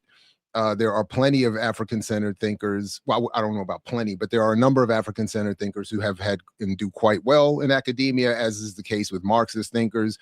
It's more about how they apply that analysis, and to what I would say, I saw in the chat, to the extent they water down those analyses and perform those analyses. Who said Angela Davis? Look again. That's a funny joke, but her appearance at Morgan State recently was. I would defy anyone to watch that and then argue with what Diallo just said there. It was. Or would argue with what Diallo was referencing, who might have said heard whatever he heard. So all of that to say that, again, I'm thinking about this debate last night, that there is this overall assault on just Black life. There's an overall assault on intellectualism, period. I mean, I think even if you look at spaces that target white audiences, the Chronicle of Higher Education runs stories on this routinely. I heard a couple years ago reports on this, even on National Public Radio. Like the anti-intellectual concern more broadly, the president of the United States and the people that put him there, including the techno-feudalists, billionaires associated with him, have funded over the last decade or more an assault on the idea of intellectualism, higher education, and so on and so forth for the entire world. So all of it. So when it gets specified to African people, to the Black community here in the United States or elsewhere, it just intensifies. And then we saw it playing out when you destroy organizations, imprison, assassinate, unfund, do all the things that COINTELPRO and the like have done over the last decades. And the survivors are left to pick up the pieces without any sort of organized institutional support. We get a lot of brilliant but confused, I think, arguments, or brilliant people making confused arguments. And it's definitely still happening now. So that's why I keep coming back to this point, somewhat of in a joke, but that we have a civilizational crisis on methodology right now. We have got to be more honest with ourselves and vigilant about how we're reaching the conclusions we're reaching. And to the point we were raising earlier, being willing to be self-critical and critical of even those we put on pedestals. I mean, I don't know. So but yeah, I just think it's, so I don't know if I got to the exact question you were asking. Well, I think intellect and scholarship have fallen to capitalism, because now truth and facts are commodities. And you can enter a sphere where the facts that you prefer are the ones that are fed to you and validated to you. And that's why the commodification of facts and and a lot of these public intellectuals, I think, where their bread is buttered. The most conscious revolutionary circles talking about, well, my truth. I want to share my truth, as if truth, it can be you know, distilled down to your individual belonging. So I'm sorry to cut in, Geechee, real quick, to Diallo's last point. The dude that runs, I think, Kalshi or Polymark, one of them, said like their whole point, their whole business model today, which is now taking over the stock market, like in terms of value and trading, is to weaponize, to not weaponize, financialize, but that's not the right word, but to monetize disagreement. So they've not only suppressed intellectualism, they're monetizing and promoting, even to students in my class. They're sitting there on these betting apps, showing me this semester, showing me, and they're whittling it down to, what do you think about the most minute detail? And if anyone hasn't done it yet, please go and look at these Polymarket sites and stuff. You can bet on any guy. They could probably be betting right now on whether Jared will finish the sentence in the next 5 seconds. And you won. Is that why these 20 versus 1s coming up? Like all these 20v1s arguments? Everything. They have special forces people betting. They're in betting on whether one of the dudes who was involved in snatching Maduro bet on it. He bet on the special forces operation, and then went and did it. This is where we're at. This is what I'm saying. You could bet on every single thing. I'm not even joking. I made the joke, but you could probably set up a line right now on, you know, who will interrupt Geechee the most, Jared or Diallo, and there will be people betting on it. You could bet on it.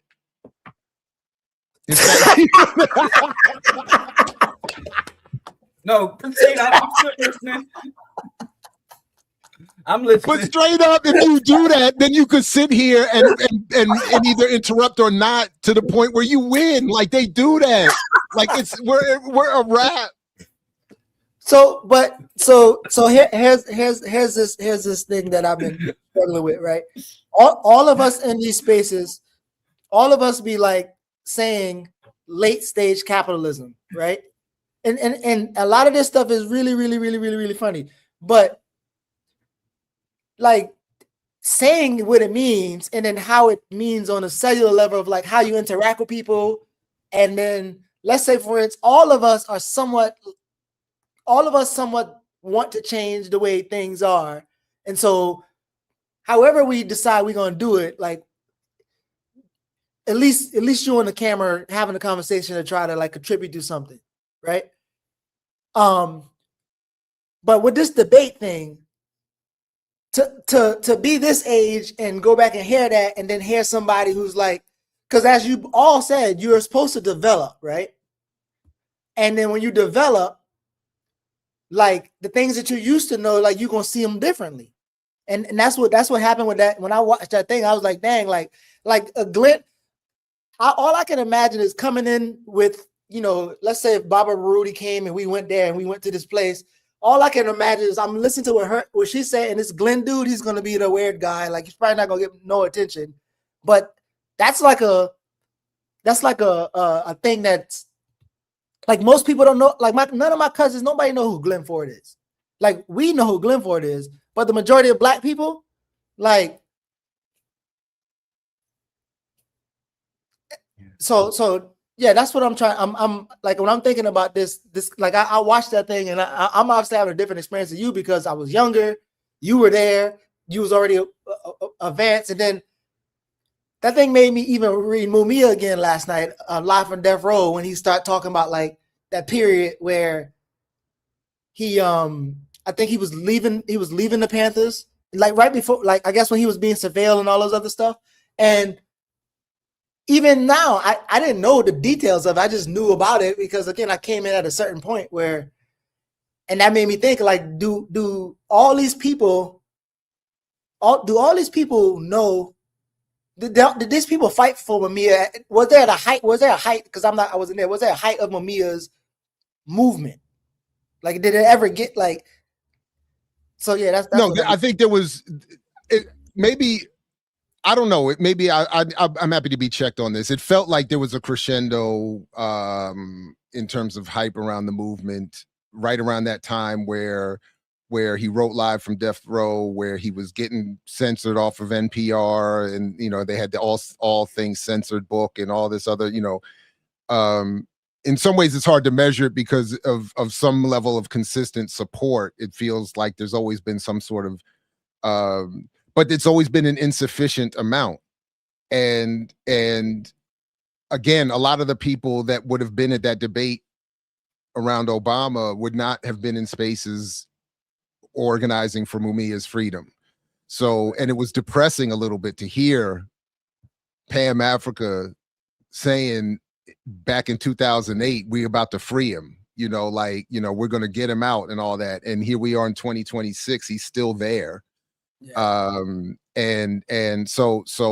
So yeah, I don't, again, I'm not sure. I might have not got to your question. No, I got it. And so really, and I think we can end here. So with both of y'all, like y'all have a analysis that like it's vast and it's like not traditional. So for instance, if we start talking about ecology, again, not only is the African Senate movement, you're gonna start losing some people on the left too, because they're just like, that's not really so.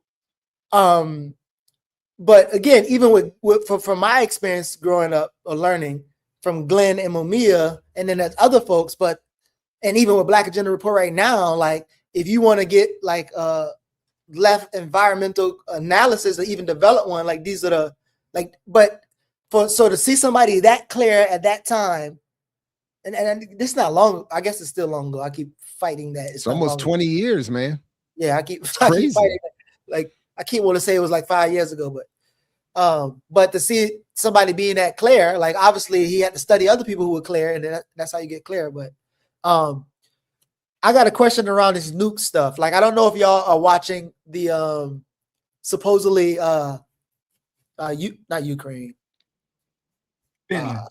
Finland released their ban on nukes, and they're okay with the but like, and this is the second time, right? So like Russia, like, or not the second time, but it's been for a while. We also live in spaces where, and we talk about anti-intellectualism, where this might be like, oh, see, white people, they be killing each other. We let them do their thing. They ain't got nothing to do with us. That happens sometimes from my experience in the African movement, but my experience with both of y'all, especially you, Diallo, it's like it's never been. It's like that's just insane. It's insane to not understand like what it would like. Not only that, but politically, like we might be headed in the shit y'all be reading about. We about to be we might head into something worse than that or whatever. So what are y'all thoughts when y'all read about the Finland, the nuclear situation there, but then just African people's geopolitical analysis in general, like. And I know there's a Traore thing. I think Diallo says something. It would be interesting to have that conversation too, but definitely I'm curious. Well, I think that what we're really the world is experiencing is I always talk about the world is ruled by an iron fist in a velvet glove, and the velvet glove is being removed. So Trump didn't bring racism to America. He just went from institutional to overt racism. So a lot of things that we're experiencing is because of the concessions that were made by the West, by the capitalist and the white hegemon over decades of struggle. They had always worked to subvert, whether it's the civil rights movement, the nuclear ban, non-proliferation treaties, and anti-colonial. They immediately, as Del Jones said, the white man is more deadly at the negotiating table than he is on the battlefield. So I've always seen the nuclear ban as a hoax, and nuclear non-proliferation as another hoax, like civil rights and equality and DEI. It's another hoax because in that time, we've had major nuclear powers, armed states, fanatical, theocratic states like Pakistan, Hindu nationalist, India, and Zionist Israel, all secured nuclear weapons and delivery systems in that time. There's also micro nukes, depleted uranium, not to mention the multitude of suppressed nuclear meltdowns and disruptions and spillage and illegal disposal. So the world is being saturated and contaminated by radioactive, volatile, radioactive substances and weapons. Depleted uranium saturates Iran, Iraq. They were talking micro nukes during 9/11. So I didn't really get up in arms like this because I was never under the impression that there was any real weight given to the test ban, the non-proliferation ban. Many countries were, because the enforcement mechanism through the UN and other international bodies, there was no real punishment. So many Western, France was caught doing illegal testing. Many nations, mainly Israel, was found to be illegally exporting and selling and trading in nuclear tech and weapons. So this Finland thing is just another thing, like when the white boys showed up at America 250 to do a neo-Nazi Klan march. Yeah. Like before, those guys would show up in suits and ties, or they would show up in jean shorts and tank tops, but now they get to go full mask off. So the world has always been racist, and now the mask is off, and now these Yurugus, as Dr. Ani correctly described them, now they're saying, let's stop pretending like we're not, trying to bring about an artificial Armageddon. So I'm disappointed. I do think there is something to be said by having to force our oppressors to hide their hand versus them being able to do shit in the open. But again, I wish I could say, oh, this is a tragedy, or this is a loss, or this is a regression, because it's not. These the white folks have been trying to cultivate another global scale murder orgy for since the end of World War II, or white European murder orgy 2. The only thing I have to add to that is that these were supposed to be the good whites. Yeah, and we fought for it. Yeah. Oh, remember all those reports? They talk about the socialist, the socialist democracies, the Nordic, the happiness index. You ever looked at that happiness index? These motherfuckers. But yeah, that's true. I didn't even think about that. Yeah, those were we done lost the good whites. But there's some workers over there, right? Remember they were neutral up there. Yeah, I mean, relatively speaking, like when you recount the list of colonizers, you don't think of Finland. Like, people are not listing Finland and Scandinavian countries in vacation. And remember, in the white folks' laws, they said if you provide aid and or comfort to colonizers, you're just as guilty as the colonizers. Where do white folks go to take steam baths and to yodel in the mountains after committing massacres in our motherland? And they go up to yodel and relax.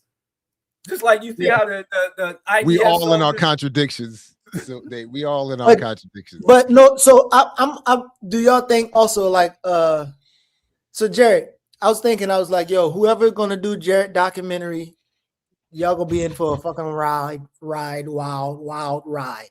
Whoever doing it, clip that, all that. But no, but you because you have like multiple lives that may, I don't know if it's just whatever, or is because of your politics and then the relationship to people and family. So you've been in the military for whatever reason, but that means you have some sense, some like experience to also have an analysis that might be helpful to the larger thing. Like, if this little country, right, is just not only fighting each other, they're trying to destabilize everything, everybody get it. Like, and again, back to this late stage capitalism thing, like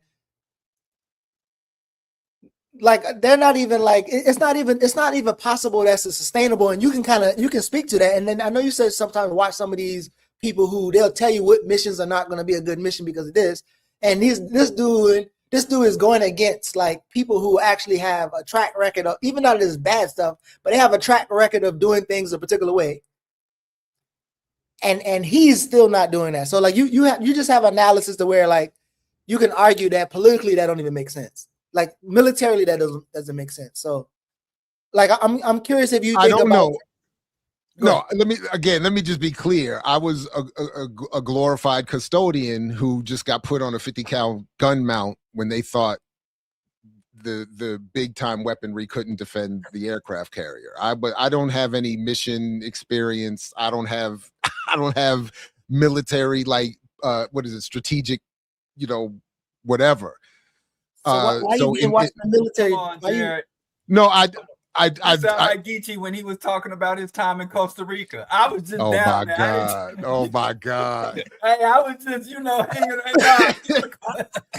All I'm trying to say is when I had one person, but that was over a liquor drink. Bill Clinton was your commander in chief, wasn't he? Who? Bill Clinton. Oh yeah. Well, no, not at the beginning. So I got he got elected when I joined. Bush was still president. Oh, Bush won. Bush won. Oh wow, still president. It's the CIA daddy. Because I voted for Clinton in '92 while I was already in the Navy.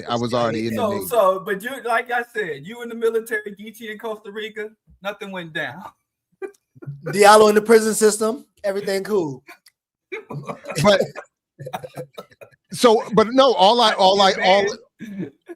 and I don't pretend to know anything about this particular story more than what you've already shared here. What I would just assume is the case is whatever Finland thinks it needs financially, militarily, or in terms of resources that it gets from its being an ally to the United States, NATO.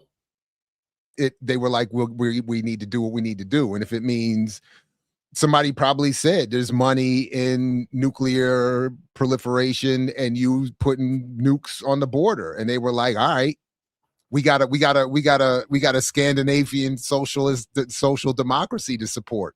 Yeah. So I don't know, but what I did learn, one thing that I am very clear on is that all militaries and their leadership, maybe not necessarily happily, but they are very willing to sacrifice their own to get something accomplished. And they will leave you there. They count for you to get percentages to die. They have it all there. They accept it. So this is why I can't go to the barber shops in Baltimore, right? I can, but I'm just joking.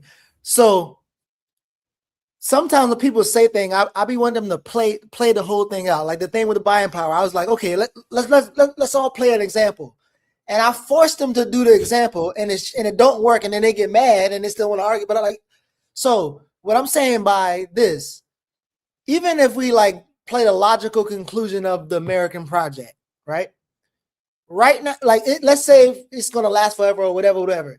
Like these people are like creating like wars over here. Like there's gonna be like they're going to war with Russia, trying to go to war with China. They're still going to war with African people, like.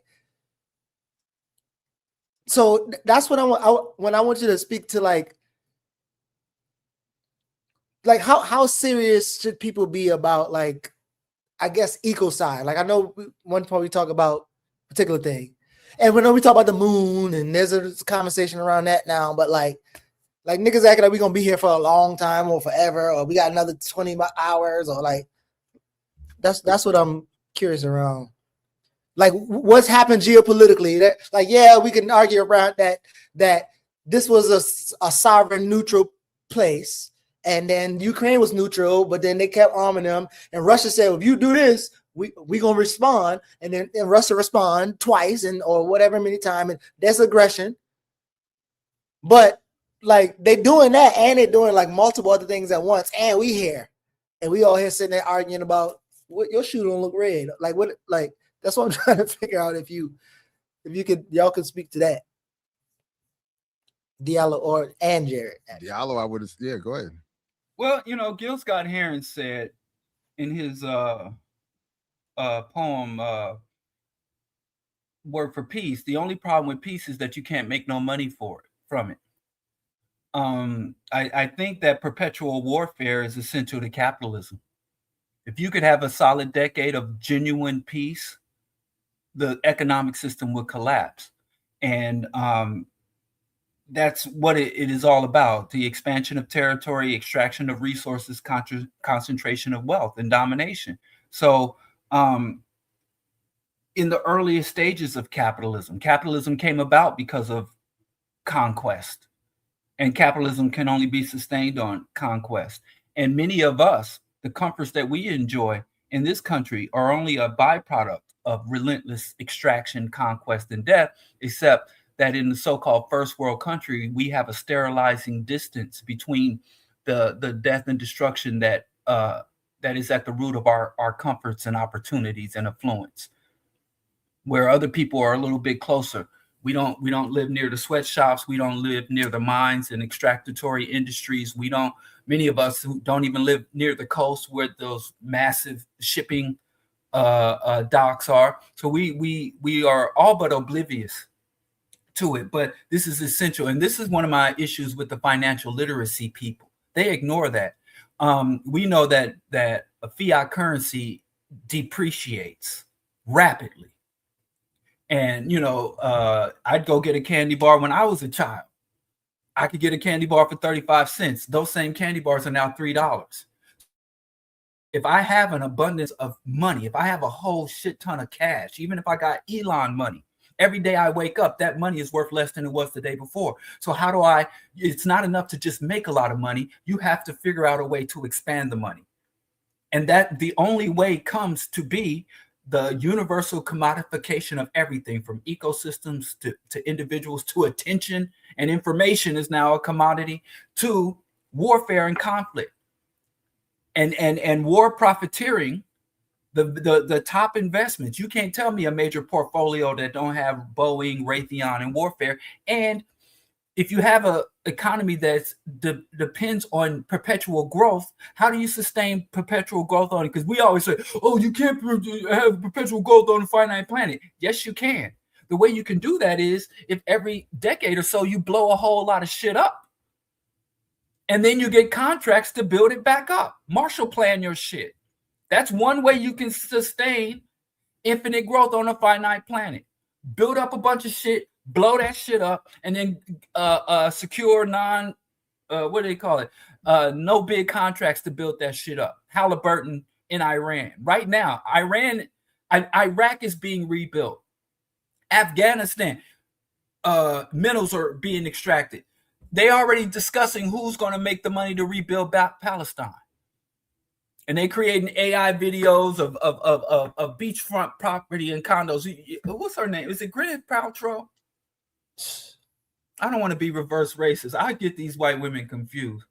I think it's Gwyneth. Who does that go bobo stuff? That's her. It's Gwyneth. I think I know what you did. The goo or the woo or Goop. The goop. Yes, Goop. Who's the Goop girl? That's her. Yeah. It's Gwyneth. Yeah. All right, it's not Uma Thurman. No. I swear they the same. Uma Thurman is Kill Bill. Uma Thurman is Kill Bill. Gwyneth Paltrow is Iron Man and Goop. Oh, Iron Man. I should know that. I like the Marvel shit. She's over there doing commercials for developments there. So there's going to be an enormous amount of profit derived from destroying Palestine and carrying out the genocide. There's money being made distorting and lying about the genocide. You hear about all these influencers and media companies that are making millions of dollars to distort the genocide, and then as it is rebuilt, it's AI too, though. Yeah, as they create a what do you call a Arab Wall Street? Oh wow! That's the same shit they run everywhere else. And go look at some of the writings and posting of the Palestinian Christians or the Palestinian who hold Israeli citizenship. They got some Uncle Tom. You ain't seen Tom till you seen some Tom that's going on selling out. I saw that. Look at the Egyptian Arabs and their betrayal. Let alone the Wahhabis. But anyway, all that to say is, if we're going to have capitalism, you're going to have perpetual warfare. You're going to have perpetual, and if there are no communists or socialists or leftist guerrillas to fight, they're going to start cannibalizing each other. Capitalist on capitalist violence. Colonizer on colonizer violence. One of the things that I learned in these discussions that I've been having and others have been having with Samantha Youssef around film is when we watched Palestine 3-6 about the 1936 uprising. One of the things that the film depicts and that we talked about, and I read a couple things about to prepare for that, what I thought was interesting is the point Diallo is making, and it's a good reminder that while we may be focused on the genocide of Palestinians right now, there is a history of comprador classes participating, and obviously they're not the blame for the Zionist, theft and abuse and all of that, but each community supplies a comprador class. And there were these Palestinian landowners who were talking about how are we going to benefit from the Zionists who are coming in here. And they were talking about we might even do all right. Yeah, I mean, they were like, they were really like, there was like a version of that being, so that's the other thing I'm thinking about in terms of your question about Finland. Like everywhere there is like, so the way I was trying to think of every group, and I do believe this, I have this comedic thing in my head about every group sends to this conspiratorial meeting a representative, member of their community. So like, and I don't think any of them believe in any of it. So I don't, and the leaders of these countries, I don't think they're nationalistic in the way that they're not patriots in the way that they, the religious leaders don't believe in this stuff. They don't care.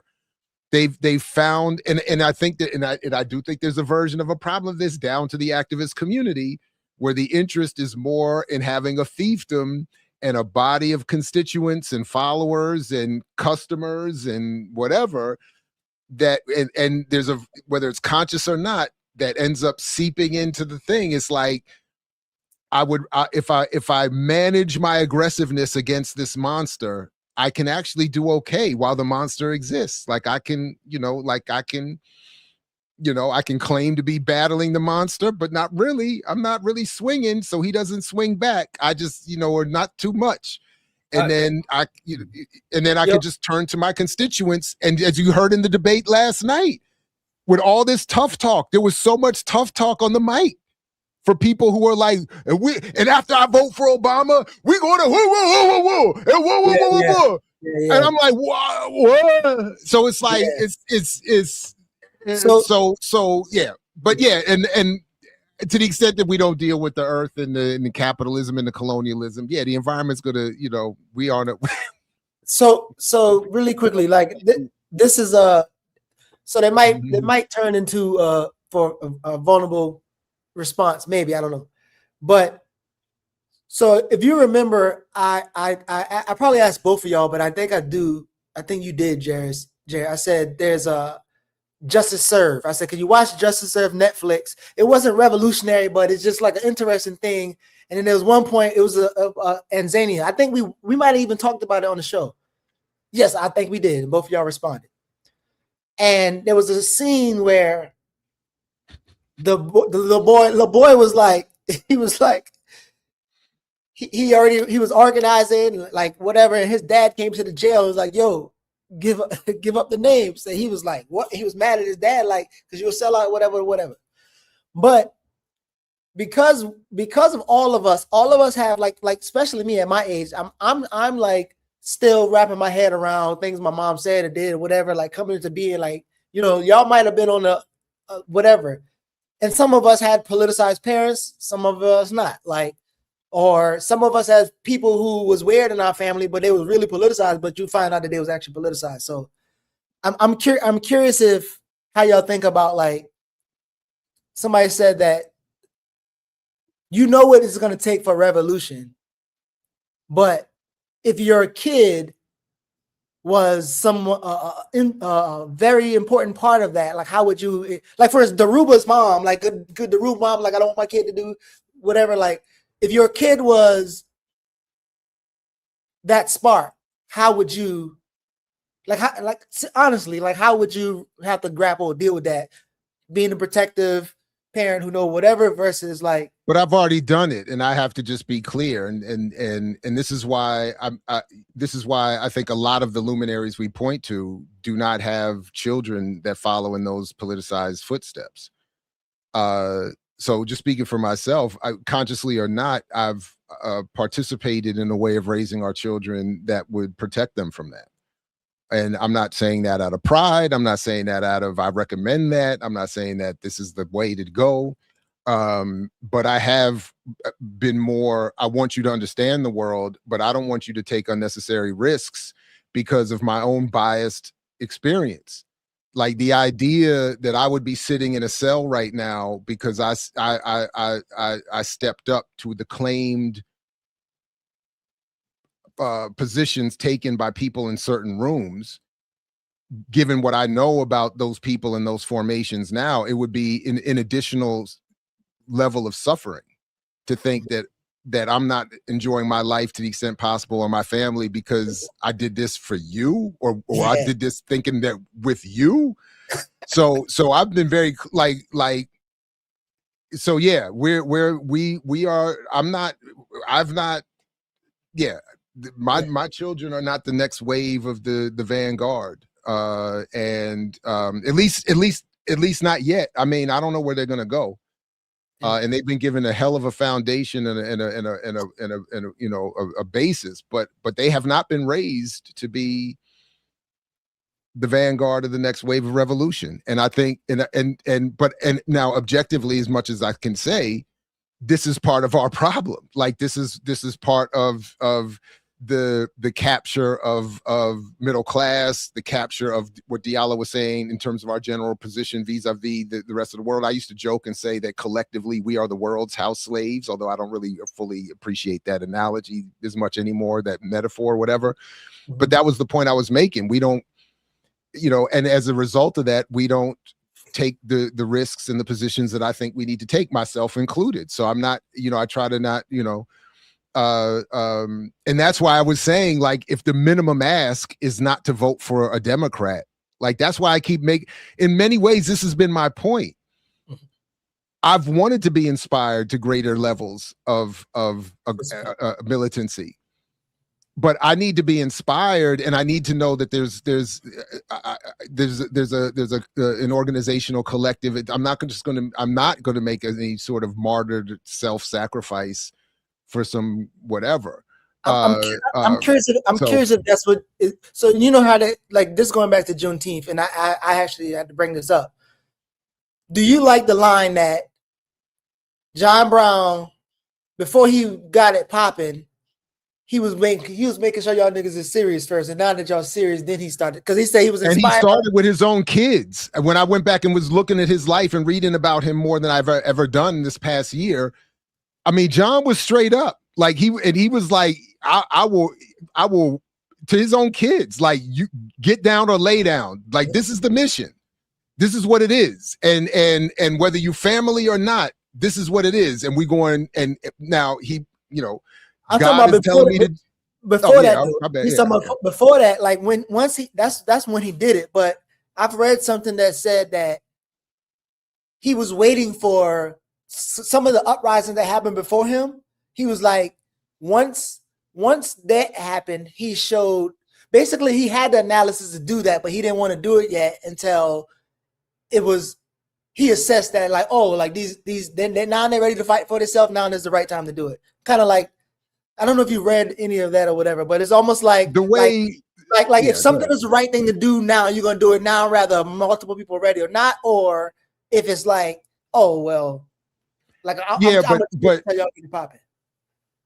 to be fair, some of the tactical criticism of him was that he was led to that conclusion based on his divine belief.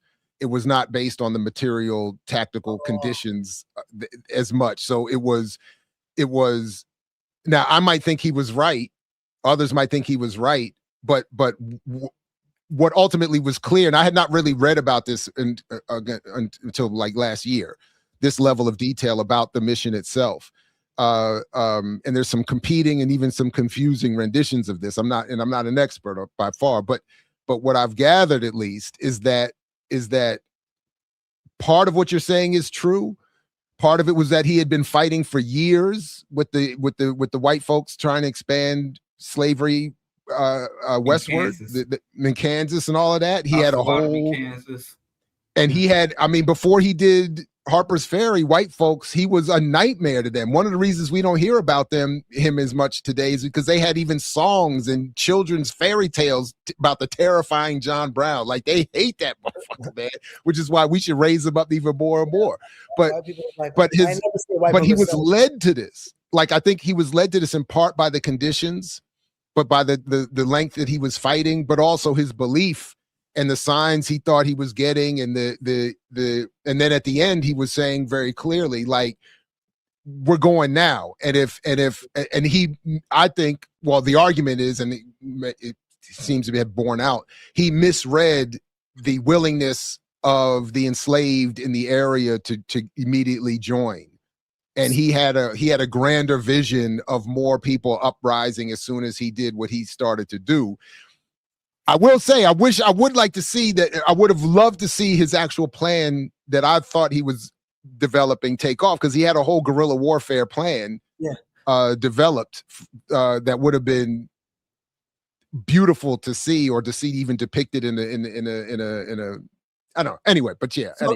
So here's the interesting, like, so the event I end up doing at Morehouse with Mumia and Jennifer Black, who both of you know, the way we facilitate the meeting, like, everybody had to read the people who would participate. They had to read a small passage and come able to speak to it, and it was all, you know, it was all centered around the Free Mumia work. But I also started learning more about John Brown or whatever, and then one of the things I did take away that kind of brings us back, like John Brown, and I know y'all like, from the people who need spiritual validation, John Brown did something from a spiritual mission where he, like, now has outlived his kids. Like, for instance, I don't know that people can tell you what his kids came up to be and whatever, but I knew he had kids because he wrote a letter to them. And while he was writing a letter to him, he was like, "Do not be ashamed of your name," and all this. Like he was clear. He was very clear what the fuck he was doing. So as crazy as people say he was, the motherfucker right very clear. And he was like clear for like years. Like, he was so clear that I wouldn't be surprised if he knew that we would still be talking about him now and not talking about his kids. So I'm curious, Diallo, right? And like, actually that book break me down a couple of times, because I was really seeing parent prisoners who's writing to, like, they're about to die and they're writing to their kids. And then so you learn about, like, Asada and her kids or whatever, but there's some people that say that it's protection of your kids not to let them know so many things or whatever. And I'm not gonna lie, sometimes I think I watched recently last week, because I'm also teaching this class, the history of Black political thought, where I'm like trying to show strands of thoughts of, like, this is where the more radical thoughts were. These are more liberal thoughts. These are the liberal people. We're gonna trace it here. But sometimes when I watch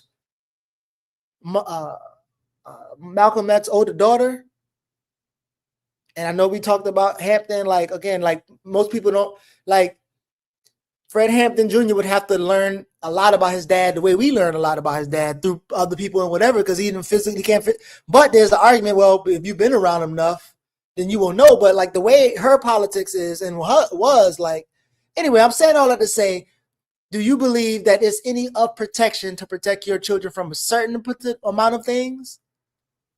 Or, like, yeah, like, how do you see your sons, even your grandchild, end up being somebody who's gonna shake some shit up for your family? And when you know, I think y'all have maybe some level, maybe I don't know, of like rules and things that you want them to do and be, and they might push against what you want them to be.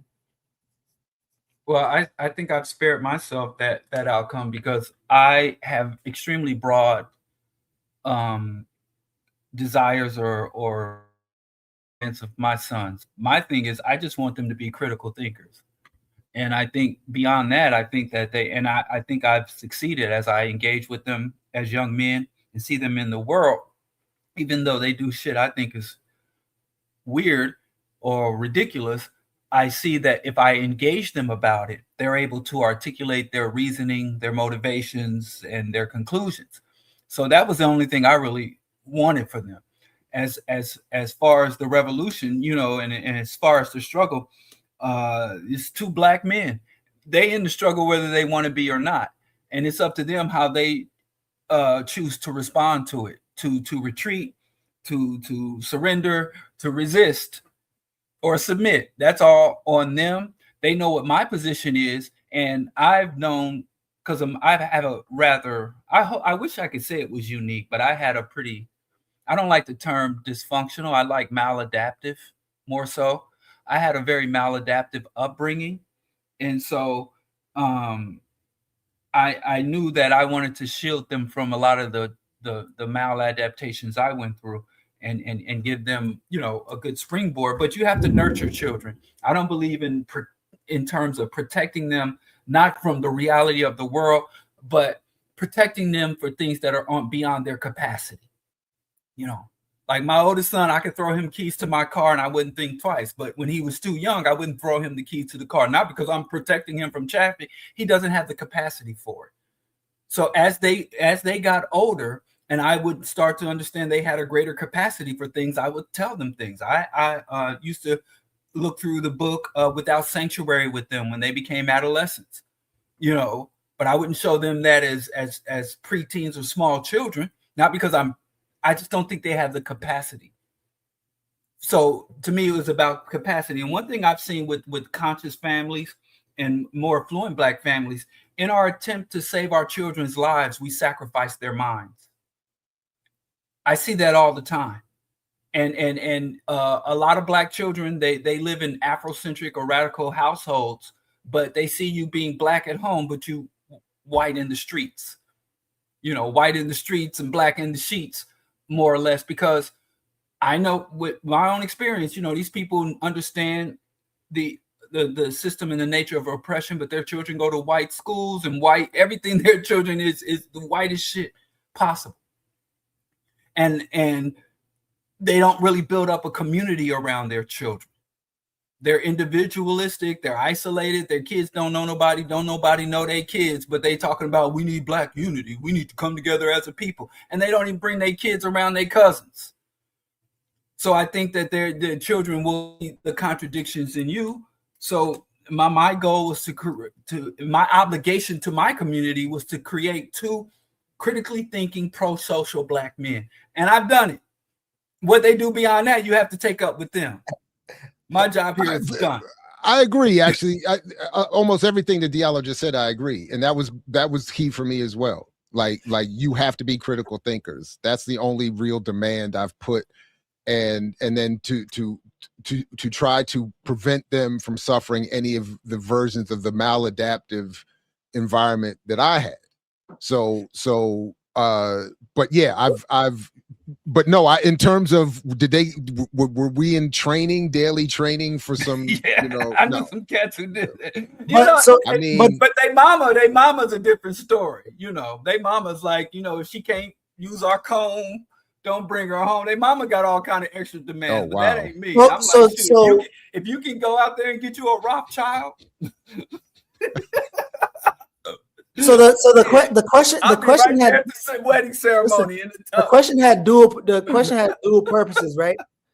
So both the other purposes, because like people that are watching this, they are either, as y'all have been too, they are like they're probably still not. I'm not saying y'all older, but I'm just saying, but they're probably where your kids age at, and like they're like, but their parents are either political or not political. So the question is also like, how do you look at your coming into how you came into versus how you are, you know, like Jared, again, I tell you, I watched the thing with you and your brother, and this is only, me and you never talked about it, but like that's all I've ever heard you really talk about it. But it was like fascinating. And then even the things with your mom and Diallo, I only know like a little bit, but I'm curious, how do you think about your upbringing, if you ever do, and how it relates to like I don't know how you're developing your kids, or intentionally, or all the time. I mean, so you talking about when the discussion I had with my brother some years ago about the surveillance of our father? Is that the one you were talking about? Yeah, that's the main one. Yeah, but like, so when you was politicized, particularly like and then how it interact with your, like, your origin story, and you're still shaping the one of your daughter. But I kind of think, look, to be perfectly honest, there's not much, even if I thought my parents made mistakes, there's not much I would talk about it publicly. And I admit that there's a flaw in that, but I'm just not comfortable in some of that. And I'm not judging other people who, it just is so there's some details that I just wouldn't, but what I will say is that I've tried to emulate, because my father was not involved. So this was, my mother was raising me. But what she did was kind of like what Diallo and I are saying here. There was a sort of aggressively defined set of broad politics. Like there was a boundary set. You cannot go outside this box politically. And she would call people out, like even in the family, like, you don't support unions, you a problem. You got a problem with socialism, you a problem. Like there's some certain, but within that, it was very much, I want you to be a critical thinker. I want you to have a positive impact on the world. I want you, a lot of it was you there's a baseline of how you engage women in your life. And that was basically it. And then I got a lot of what I describe as positive mythology. That part I haven't done so much with my kids, but because they've been more involved in some family stuff. But I got a lot of positive mythology about who my family was. So again, it didn't all turn out to be real, but it was designed to provide me with a certain orientation to the world, so that even when my mother would have certain disagreements with me politically later in life, she still hears. Just the dementia makes me sometimes talk about her in past tense. I don't mean to do that, but she would be very clear that, yes, I disagree with where you might be politically, but I understand that I provided the context. Like nothing that I am today is illogical given the context my mother provided. So that's what I've tried to emulate. That part I've tried to emulate. And to Diallo's point, we'll have to see. Like I can't, you can't, as they used to say in the coaching in soccer, you can't joystick somebody on the field. Like you gotta, at some point, they're going to have to do this on their own. And so yeah, it's just, yeah.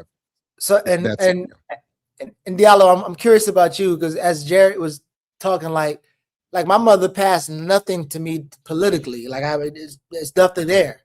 So because I'm learning at a later age in college, but I think what I do know that she did pass is, like, my mother went from New York. She was in the Bronx, and she had me when she moved down south.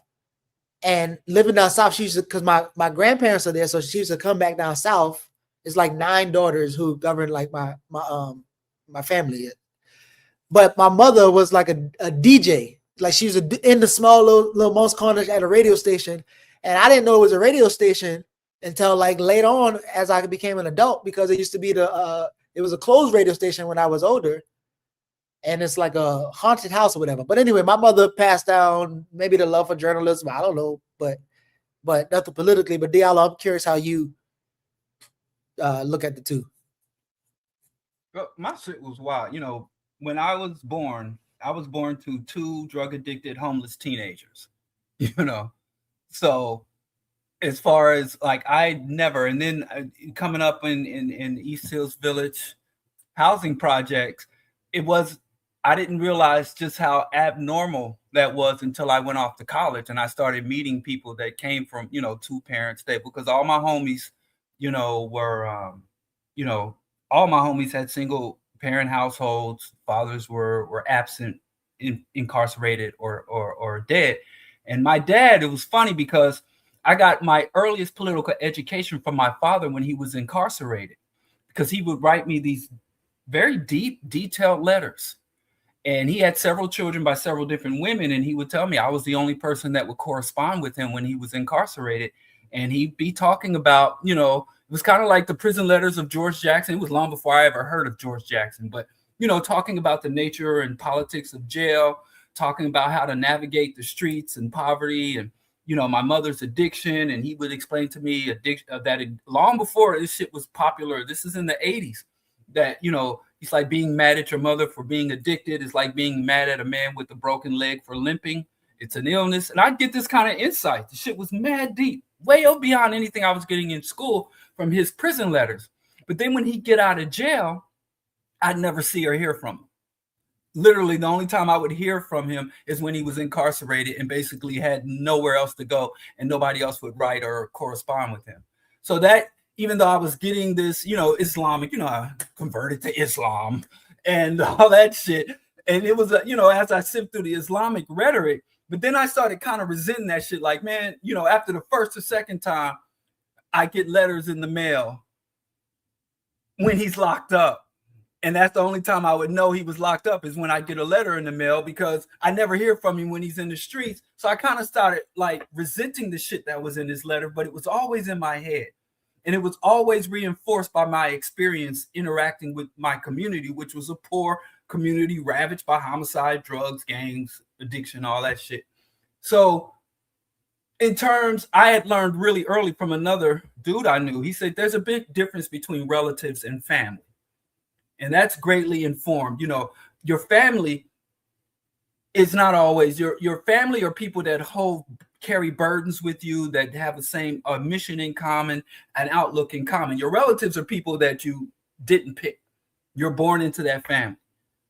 And so most of my family ain't relatives, and some of my relatives ain't family.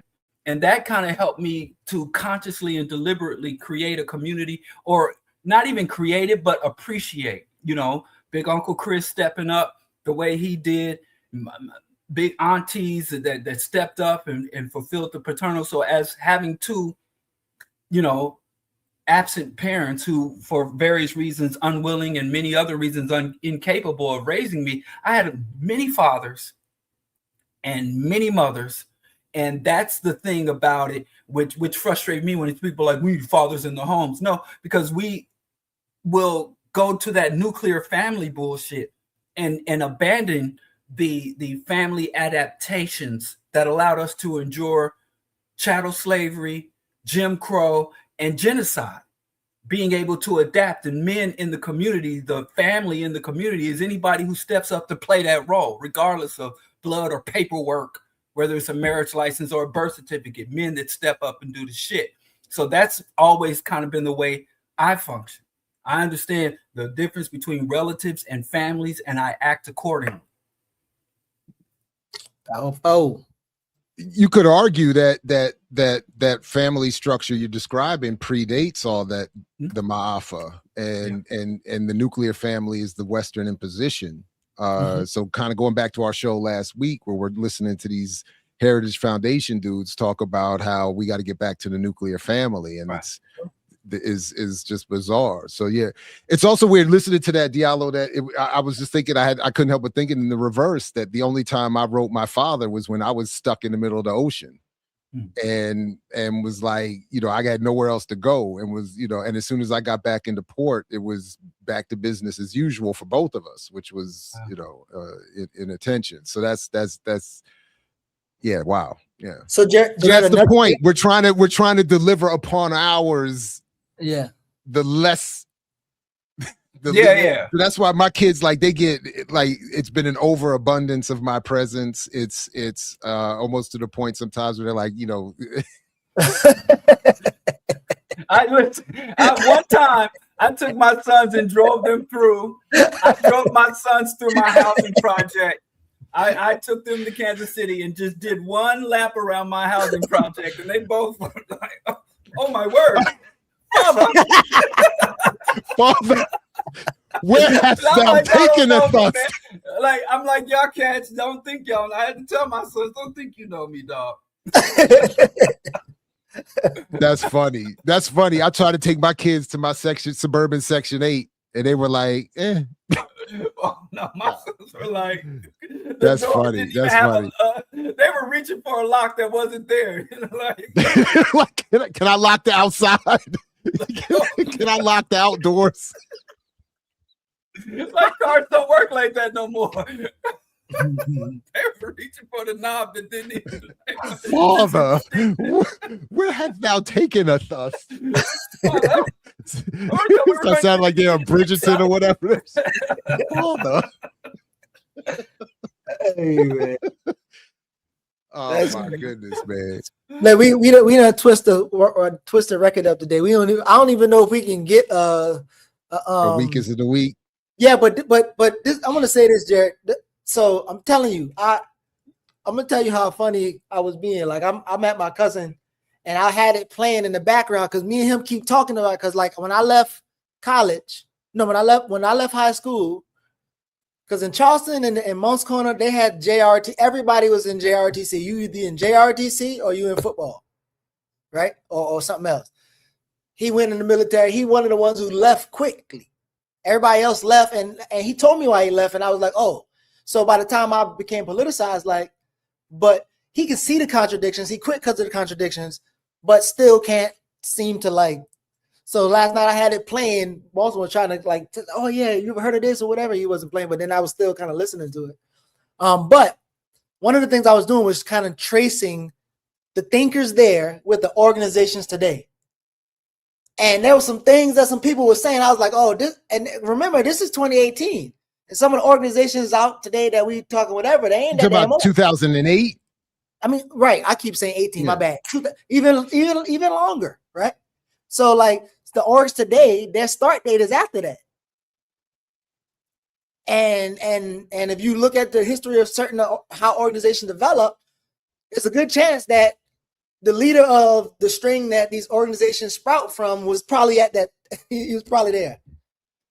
So anyway, like I'm trying to figure out like who that represent there. So there's still literally Ham Africa. There's still those moving the people that's doing one thing.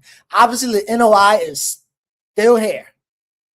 You know what I mean? Like Black Agenda Report, whoever you want to like the strings still here. Like so, I was trying to think about that and.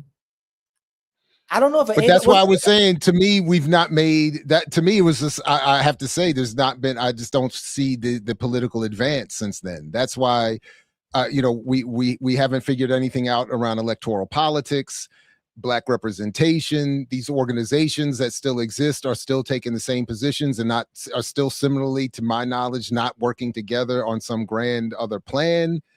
That was the one unfortunate takeaway from me after the revisit was like, where are we after all of this? And stagnation. So the only way we can do it, we could either do Obama still, Obama followers. Since you're doing Veterans for Peace, veterans. He's gonna be in a room full of trained killers. Wait. See, Geechee be setting you up. If Geechee's not coming to Kansas City, but technically, I was in the room with some trained. I was in the room with some trained killers too. So I was. But you had dissed them the day before, right? You didn't diss them before you went in there. You didn't put Missouri inmates as weakest of the week before you went up in there. But listen. I got Charles Barron, even though we didn't play the thing, even though the people ain't got context. Oh, you heard it. No, but this is what I was saying, because it's Veterans for Peace. That means doesn't Veterans for Peace presupposes that you take an anti-war position and you're ex-veteran.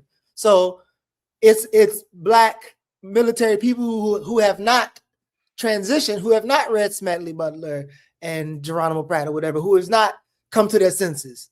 So any Black, it's not just Black. I don't know how Black it is. I mean, they have Black participants, but this is not a Black organizational effort. For our Weakest for the Week saying is, if you are a Black veteran and you'll be getting weakest of the week. They'll be in the category. Black veterans who are patriotic. I'm not gonna put that up there unless Jared agrees. They believe in patriot. No, I'm talking about the ones who didn't commit class suicide. I'm talking about the ones who still believe in that shit. That's too. It's a name. You just gotta put it. I ain't gonna put all those who didn't commit. Y'all don't got no. Listen, watch this. The name is one of y'all uncles or cousins. One of y'all uncles or cousins who's still in the military and they got a big old house and they live over. Whoever that person is who believe in Trump.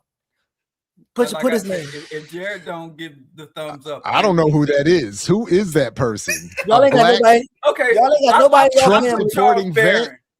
I mean, they not supporting Trump, but y'all ain't got nobody in your family who's a career military person who's had a beautiful life because they get military checks and. Yeah, that's my favorite uncle. He ain't weak. Well, put him. Hell no. He's the strongest. I don't have one. Even in my in-laws, Shout I don't out have Big one. Uncle Chris. Never. Dang. Finland should be should be a nominee for the black people in Finland, all the black people, because why the black people? They don't make the decisions on nukes. Only black people get weakest of the week. No, white people can't get fit. So we got to go to the fight sheet. Listen, black Finlands haven't organized their country fast enough to end the dictatorship of those whiteness, and so now we blaming y'all the whole. Because there's some black organizers in Finland. There's some black organizers in Finland that they're gonna need to take over Finland. So the organizers, I'm gonna put French Montana for getting. Finland has a growing black population of approximately 60 to 76,000 residents of African descent, representing 1.4% of the nation's total. I got more black people on my block than that. All I know is those people are organizing. One or two of those people are organizing. One of them got a tenant issue. One of them got something going on. They one of them work at the biggest airline there. There's a labor struggle somewhere over there. More Montana got to be on the weakest of the week too. I like that name. More Montana. Yeah. That's hilarious. No, that was talking about earlier because I think y'all missed that point. Do y'all think that French Montana is so prevalent in the black community because he is from over there? And remember, a lot of our people, especially in the box, they come home and be Moors. So do you think that was his appeal? Because I honestly don't know anything about him. This is the most I've paid him attention ever. I think there is a segment of the community that see the Arab colonizer, the Islamic colonizers of North Africa as one of us, or who have legitimized their colonization and hold on our continent. I've actually been going. I go back and forth with. There's actually some communist and anti-colonial Egyptian Arabs that I communicate with that want me to stop talking about Arab colonization and Islamic colonization. They're all one people, and that I just don't understand. Things are different over there. Colonization when it's an Arab works differently than when it's a Christian European. But anyway, I have Charles Barron, Finland, and more Montana. Anybody else? I did want to put India Irie up there. What about EYL? Because EYL, they keep getting a bunch of losers on their plot. The people are losing a bunch of money who associate with them. The little ones. EYL should, but and I would have shared it with French. I mean, more. I actually I would be inclined to I would vote with Diallo on India Irie if I don't know, we didn't talk about that thing. But, I know, but everybody know India Irie. But this whole thing of what do you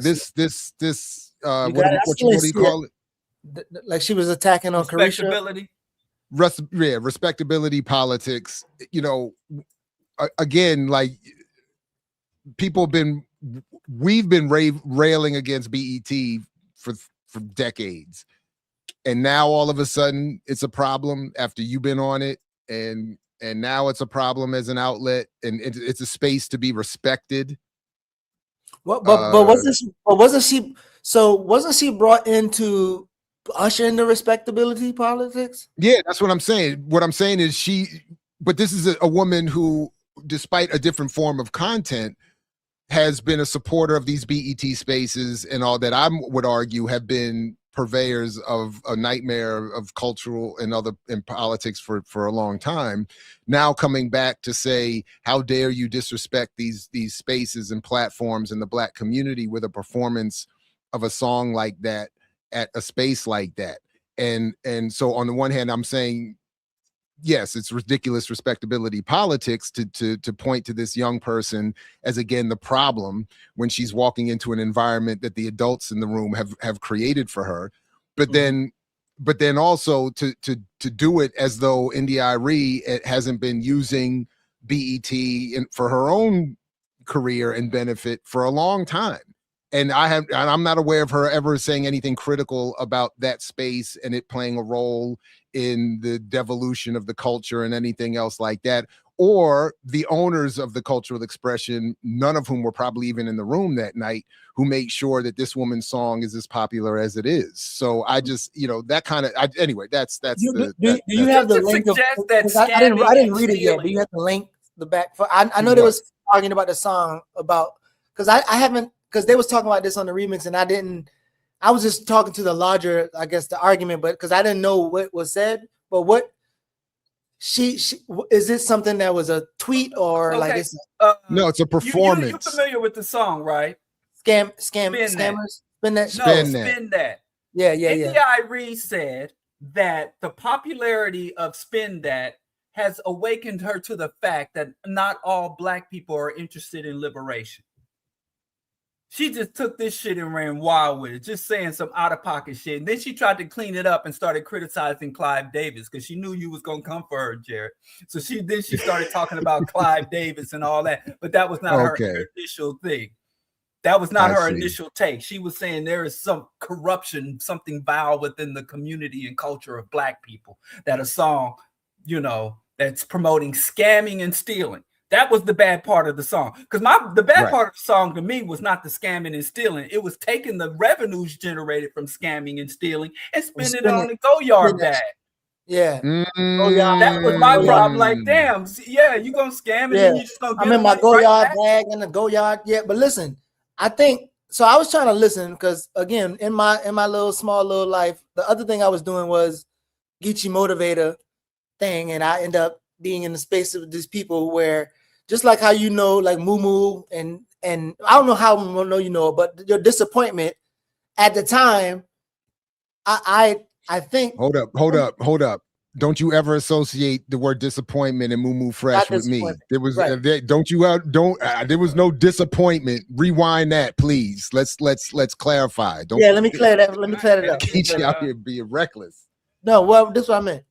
I meant in terms of artists or anybody, all of us, even because with Ice-T, I know you joke too. Basically, what I'm trying to say is our artists, culture worker artist argument, there might be politics that you might want to struggle with them on, rather they are people who go from hair to hair.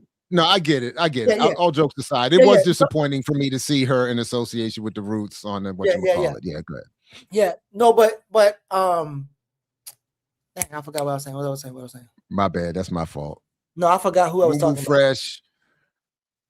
He been dissing Boots Riley all week. I did not diss Boots Riley. Boots Riley had a clip that I edit, and he already had a public conversation, and then his brother came in the chat and started saying, "Why you getting in between two brothers?" I made a post just like, see, come on, bro. What? That's the. Why are you getting in their business? I wasn't. They in our business. He's a communist. He's making your work harder. Who? Boots Riley? Yes. No, he's not. Yes, he is. Did you see Boosters, Diallo? I heard the song. That's all I need. Yeah. No, that's what I was about to say. That's what I was about to say. I remember now. Love them too. So the way I understand India.Arie, get it for you like a whole outfit or shoes. India.Arie was she was coming from the somewhat conscious community, and like the Finland. I misspelled everything. Jeez. Sorry, but I just remember her to be positioned to clean up BET or Black music, and so a lot of people, from what I understand, the conscious community, and because I was working in radio at Greensboro, like I remember like her and other people when they shopping their music around, like they were supposed to be the almost like the Pan-African nucleus family type situation.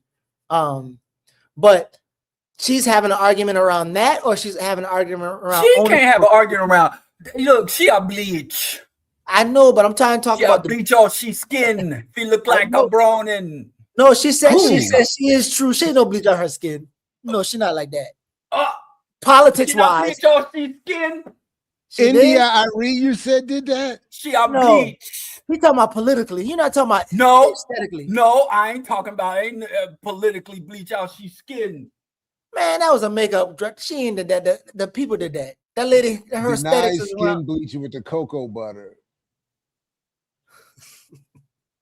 Oh, so they're saying they lightened her skin for that? They did or she did? They did. Oh yeah, it's always they. It's always they.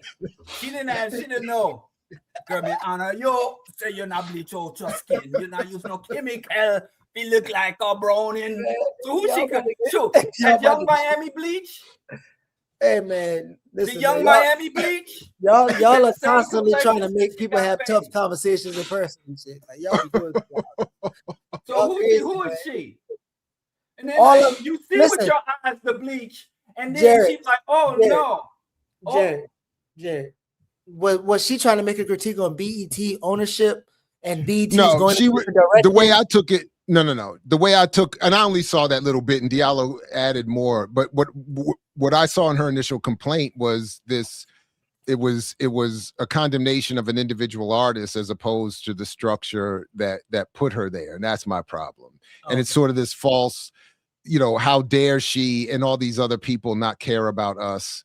And it's like you're pointing to a young artist and saying that she's supposed to be carrying where have you been in organizing? Again, this is sort of my point about the great debate. Like we're asking people who are inheriting nothing of a movement of a look at the world young Miami, is that her name? Whatever.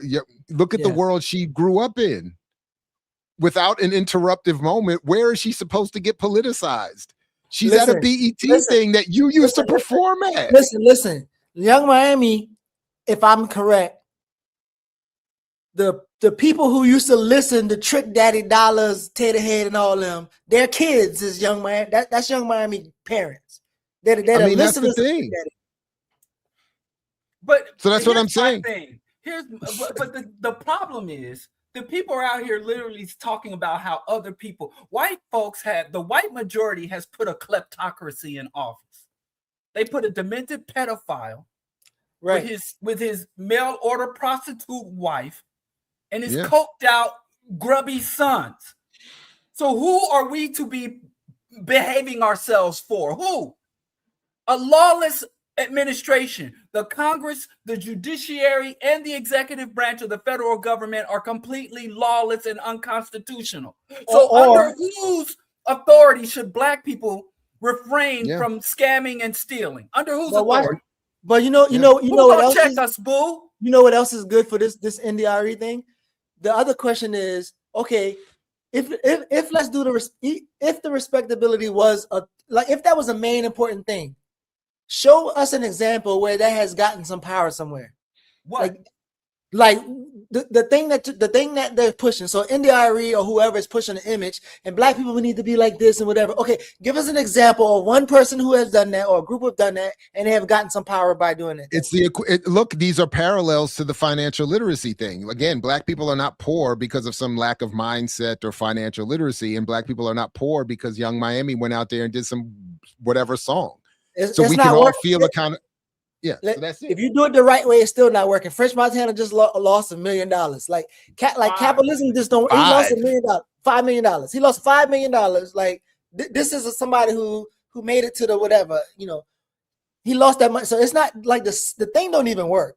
So sometimes you have to, when you have conversation with people, it's like you have to let them run their conclusions out. Like, okay, show me how that's gonna work. Give me an example of how that's gonna work. And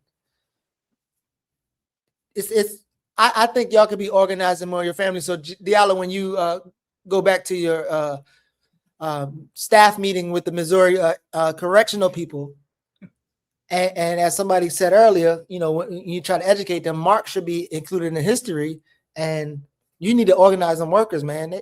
Those people are workers. They're slaves. Worker. By constitutional decree. Well, By constitutional decree. In the however they want to identify, they need to organize against the people who are not. And they need to organize against the people who are not. How about that? Well, listen, Young Miami, I didn't know what the hell a Goyard bag was. It's a brand. I still don't know. It's a brand. I never heard of that shit. Who is Goyard as a brand? Go ahead, tell us. It's just some old white man from the slavery days who was a designer, some old racist white man. Really? Well, that was Goyard, the founder. That's who it's named after. But you know how much a Kanye West designed Goyard bag is going for $110,000 for a goddamn backpack? Wait, what? Kanye West. So they Goyard did collaborations with Kanye. So wait, Goyard own what? The what? They own the what? The material? It's a bag company. It's a bag company, and but is it a certain bag that they own? Because it's all kind of bags, tote bags, purses, backpacks. It's like Gucci or Fendi. I'm trying to figure out who. First of all, Diallo lying. I can get a Goyard Kanye West robot face backpack for. Oh no, it is 100,000. I saw the. I'm trying to figure out who's produced. Where's the material? I saw the 30,000. I was about to make a joke. I could get it for 30,000, but they're saying you can split your purchase into installments for 30,000. Like, well, I got a lot for. Listen, if somebody is such a shitty human being like Kanye, I ain't got to lie on you to make you bad. Now I'm willing to lie. I just thought you were. I was about to make a joke about exaggerating the money. God damn, who's spending $100,000 on a? You gonna get that Goyard back? I'm like, what the fuck is a Goyard bag? I'm missing, man. I gotta take it back to the streets. I don't know what the streets is talking about. I don't even think. I mean, it doesn't. It's not even particularly nice looking. What is? No, it looks for shit. And you know, it looks like a robot face. Oh, it's a robot face. That's why they call it robot face. I was trying to see what they was made of. It's cotton and hemp, and cotton, linen, and hemp.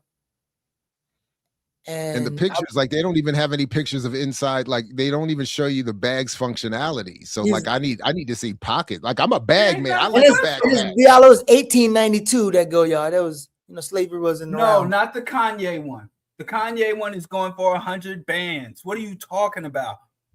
Yeah, $30,000 payments. See, that's what it looked like on the inside. Now it looks like it's worth 100. It's got the little Goyard thing in there. Nah, man, that's I'm good. You said the lining. Yeah, but I need pockets. I need the functionality in the pockets. I need a whole bunch of pockets. Like you ain't wearing it for function. You got 100,000 bag on your back. It's not for practicality. Right. So anyway, that alone, man.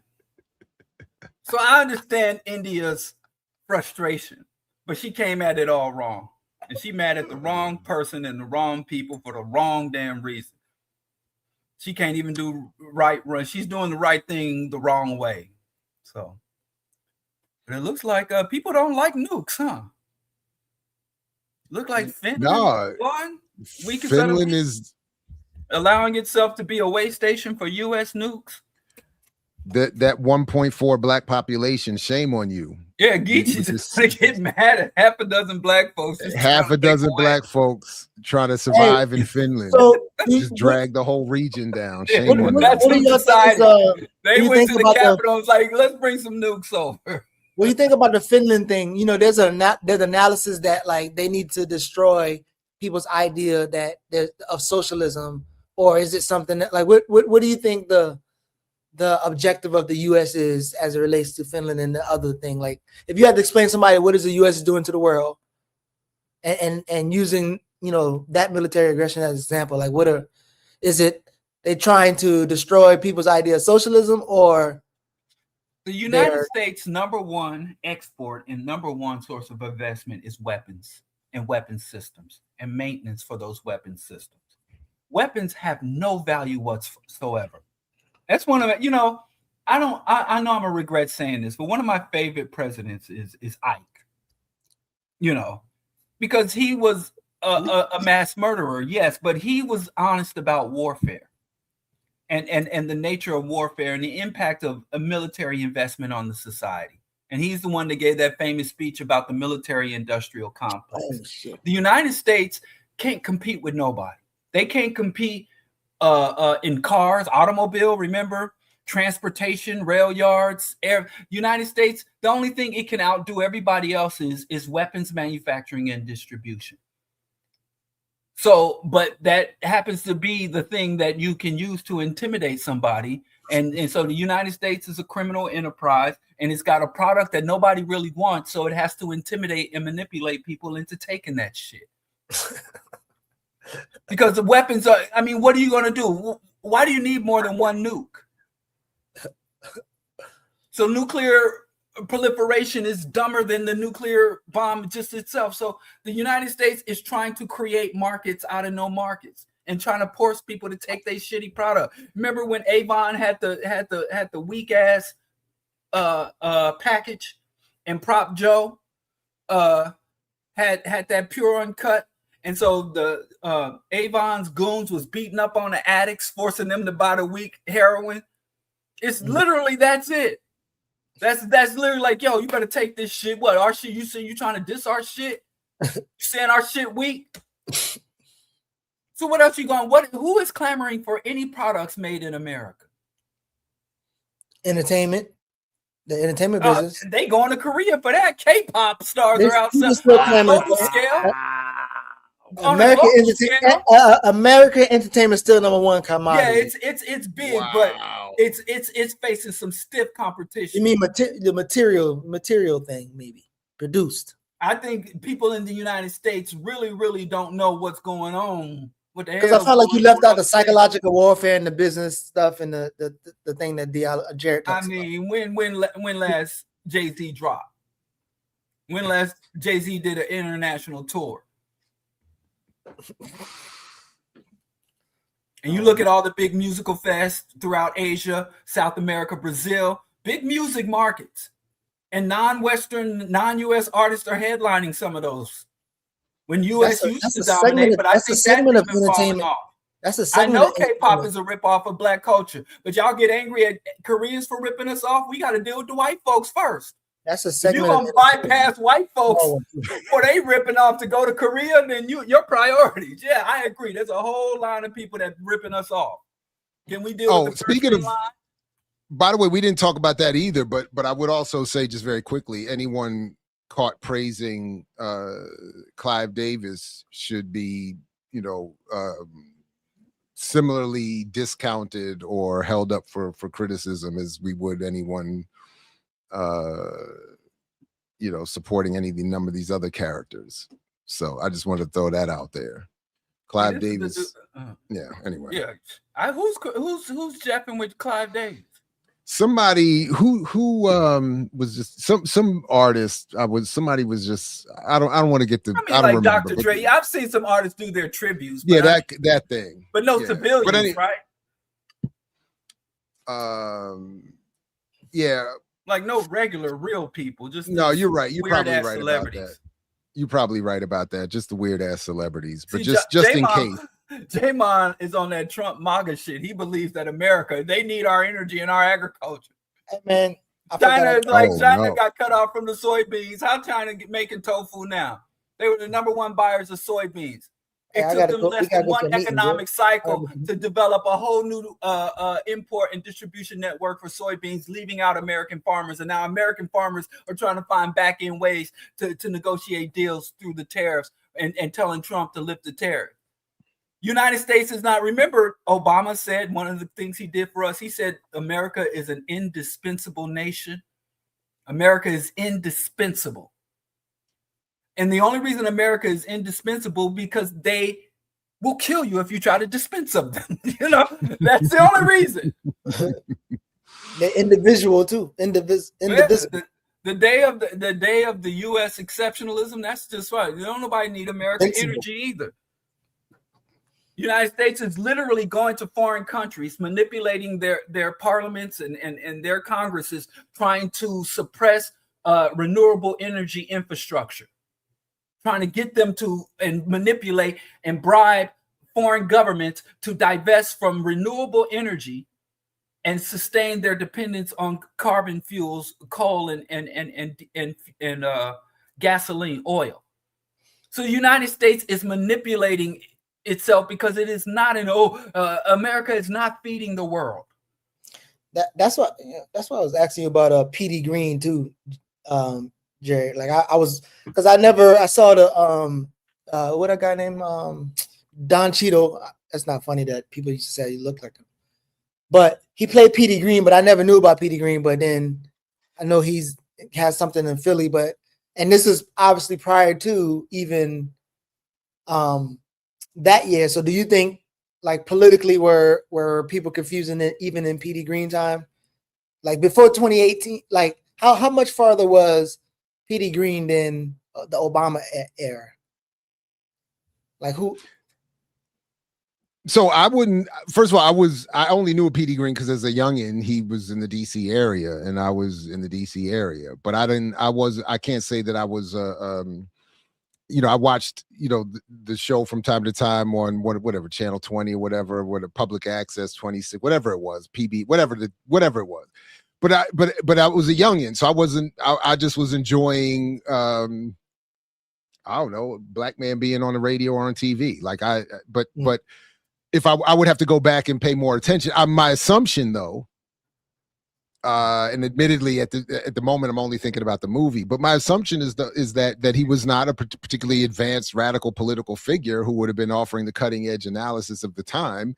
And in the same way that if the movie depicts it correctly, when he was brought in to calm black people down after King's assassination, James Brown, yeah. Him and James Brown. Yeah, he was hosting the event for James Brown. But the point is, nobody got on the mic and said more. so that's all I'm saying. So like, my assumption is that all of the arguments of the day, going back even to the Gary conference convention, that as liberal as it turned out to be, did have its own independent black media analysis and argument, and all of the other efforts that came out of that time where there was some attempt to evolve some sort of alternative black media radical space, that Green was a part of the reason why that was necessary, that these are the folks that are promoted and funded and hired by white companies to come out here and perform a version of blackness that some of us will enjoy but will not become threatening. And we're experiencing a heightened, more sophisticated version of that, because it's less easy to identify those financial, marketing, advertising, political strings, I think, today than it was back then. And the presentation of what is supposed to be black and radical is more sophisticated. I mean, it's more stylish. It's more able to adapt to the times. So, I think it's interesting because, again, P.D. Green is I don't know of him. It's ironic, like, again, the Don Cheadle stuff, but I learned about him more recently. But again, he was specially positioned as like a hard-hitting, serious journalist. He started doing it in the jails, and they and then he got a radio job, and like, I mean, hell, they could retwist P.D. Green and put him up there instead of Mumia and say, like, this is like that would be the thing. Like, I don't think he was doing some sort of black radical journalism. He was a funny, intelligent, talented, even insightful, critic of the world. But he wasn't. It was, and so like some of but again, it wasn't, I think, informed and encouraging informed by and encouraging of some sort of radical politics or analysis or organization. And Finland won, it looks like. Yeah, I think the weakest of the week is Finland for nukes. Wow! Congratulations to the 1% black community that dragged Finland down. Shame, the black people of Finland. running man. them good white folks into the ground. Y'all should They organize. tried to give you all that good Scandinavian social democracy, and you just ruined it with nukes. Just fellas, I got to wrap, man. I think I'm exhausted. I'm late for a meeting too. So Yeah, enjoy the rest of your Sundays. you know, like deculturation showed of Hassan Piker. You know, live streaming is hard work. This is as intensive as labor as there is of any labor force, and I need a break. So, all right, you're all welcome. Did we give thanks and praise for the people helping us to pay off Skip? Oh yeah, no, yeah. Thank you Did to we get everyone enough? Did we get enough? that put some. Not yet. But to everyone helping us pay off this debt to We can get some French fry on the way to paying them off. Y'all know we don't want to get poo shiesty. We don't want Skip shiesty to come from. Oh wow. 10:33. What is it? 10:22? Are we? I went 10:23. What did he say? Freak squad. Say it again. Say it again. 17. Anyway, to help, we don't want Skip shiesty coming. So, all right, brothers, good to see y'all again. Until Always a next pleasure. time. Yes, Peace. indeed. Peace. Oh wait, I didn't. Sorry, I gotta put the thing on. You got to do the thing. All right, on now the thing. let's say it one more time. All right, brothers, peace. Say one more time, P. I'm so surprised. I'm so surprised. Y'all been in church 2 hours and you're expecting to see heaven out here, and there ain't no heaven. You're still right here on earth. Hear the black man's truth. No, you can't deny it. You can't deny it. You've been down on your knees the last 2 hours, haven't you? Begging some God to help you in the hereafter. But the hereafter is right now, brother. The hereafter is here and now. We a series of amendments and leather African pendants, handguns and incense. Liberation's expensive. Earned by studying love, books and bloods, the crooks and thugs, the capitalist loves. They the enemies of the people because the words written replace where the innocence was. Searching for knowledge to escape what ignorance does. So we earn liberation by rejecting what was. You got to earn